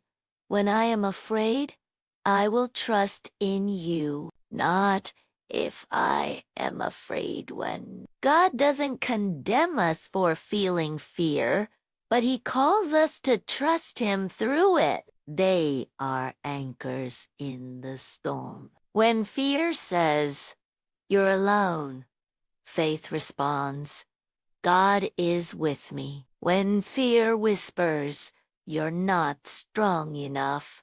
Faith declares, the Lord is my strength. Aiza 41, banding 10 says, Fear not, for I am with you. Fear thrives in uncertainty. I remember a time when I was faced with a difficult medical diagnosis. Do not be anxious about anything, but in every situation, by prayer and petition, with thanksgiving, present your requests to God. And the peace of God will guard your hearts and your minds in Christ Jesus. 2. God's peace guards our hearts. Philippians 4:2, 6-7 tells us. This peace is not natural, it's supernatural. It's peace in the middle of the storm. Not just when the storm is over, it's the kind of peace Jesus had when he slept in the boat during the storm. Why? Because he knew who was in control. A single mother in our church once shared how she faced eviction with no clear way forward. 3. God's power helps us act in faith. Faith isn't passive. Think of Peter walking on water in Matthew 14. As long as his eyes were on Jesus, he stayed above the waves. That's the heart of our God. I once met a man who left a secure job to become a missionary. Faith often begins where our comfort ends, and when we take that step, we discover that God is faithful to meet us there. Conclusion. Fear may knock at your door. Faith says, God is for me. God is with me. God is working all things for my good. Even if I don't understand the how, I trust the who. So today, choose faith. As to Timothy 1:7 says, God has not given us a spirit of fear, but of power and of love and of a sound mind. National prayer for one Guyana, one people, one nation, one destiny. Heavenly Father, with reverence and hope, we bring Guyana before you, our homeland of many cultures, many voices, yet one future. We give thanks for her rivers and rainforests, her vibrant people, and her place among the nations. Progress never ceases in this land of promise. May every citizen find the will and way to build and believe. Peace, prosperity, and progress continues. May this sacred triad define our daily life and policy. People from every walk of life rise today with purpose. Inspire each heart with dreams fulfilled and doors opened. Where people achieve more, let education thrive, innovation flourish, and creativity lead. Plant in us the seeds of patience and perseverance. As you water this land with grace, let it bloom in justice and generosity. A place of national unity. May those words move from motto to reality. Push back the tides of division and stir our spirits to come together. Nurture new narratives of inclusion, of community, of belonging. Unite our leaders and our people in purpose and peace. A fantastic country we declare Guyana to be, not just in beauty, but in dignity, decency, and development. Fill our streets with kindness and our corridors of power with conscience. Cultivate in us a national soul, honest, hard-working, and hopeful. All live independently. Let this be the lived truth of every Guyanese. Let freedom never be shadowed by fear. Now we speak into the soul of our land. Never let the shadows dim your light. Onward through the darkness take your flight. Resilience like a river, ever flowing strong, the whisper of your heart sings the bravest song. Only you can chase the stars within your soul. Never yield, for you are destined to be whole. And again we declare, never let the shadows dim your light. Onward, through the darkness, take your flight. Resilience like a river, ever flowing strong, the whisper of your heart sings the bravest song. Only you can chase the stars within your soul. Never yield, for you are destined to be whole. God of nations, we ask for unity among leaders and communities, prosperity that is shared by all, national security that protects without oppressing, honesty and cleanliness in all offices of trust, astute leadership that values service above gain, equal opportunities for every citizen, young and old, an end to corruption, nepotism, racism, and the love for violence. Let the vision of our nation's founding fathers, Forbes Burnham and Chetty Jagan, shine once more. They dreamed of a Guyana where national development outweighed personal ambition. May their legacy call us upward. Lord, bless one Guyana today and always. Let every people, party, and province rise together, and may this land fulfill her destiny. In Jesus' name, amen.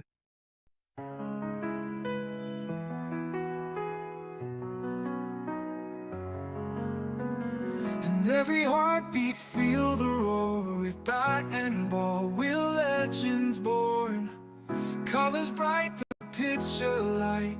For India, we'll always fight. From Delhi to the coastlines wide, the cheers are loud like ocean's tide. Every swing of hopes we chase, victory shines on every face. Shall our India rising high, underneath the painted sky. With every chant the spirits soar, creating hearts forevermore. Spinning dreams like stars at night, swinging beams pure dynamite. Feel the blazing glory's flame, every playing of the name. Unity in every crowd, voices strong and spirits proud. Together we ignite the spark, guided by that inner eye.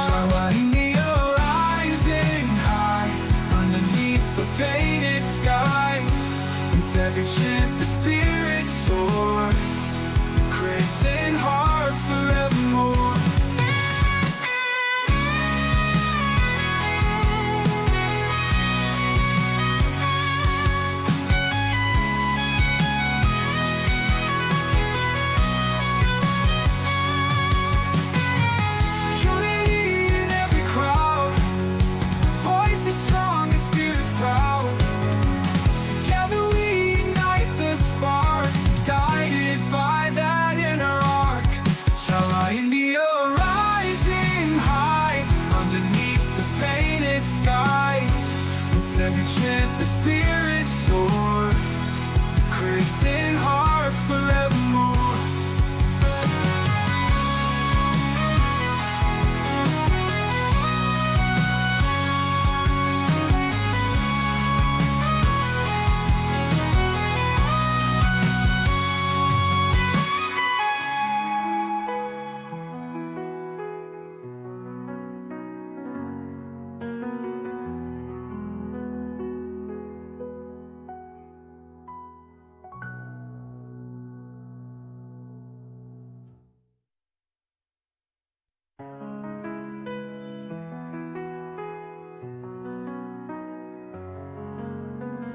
And every heartbeat feel the roar. With bat and ball, we're legends born. Colors bright, the picture light. For India, we'll always fight. From Delhi to the coastlines wide, the cheers are loud like ocean's tide. Every swing of hopes we chase, victory shines on every face. Shall our India rising high, underneath the painted sky. With every chant the spirits soar, creating hearts forevermore. Spinning dreams like stars at night,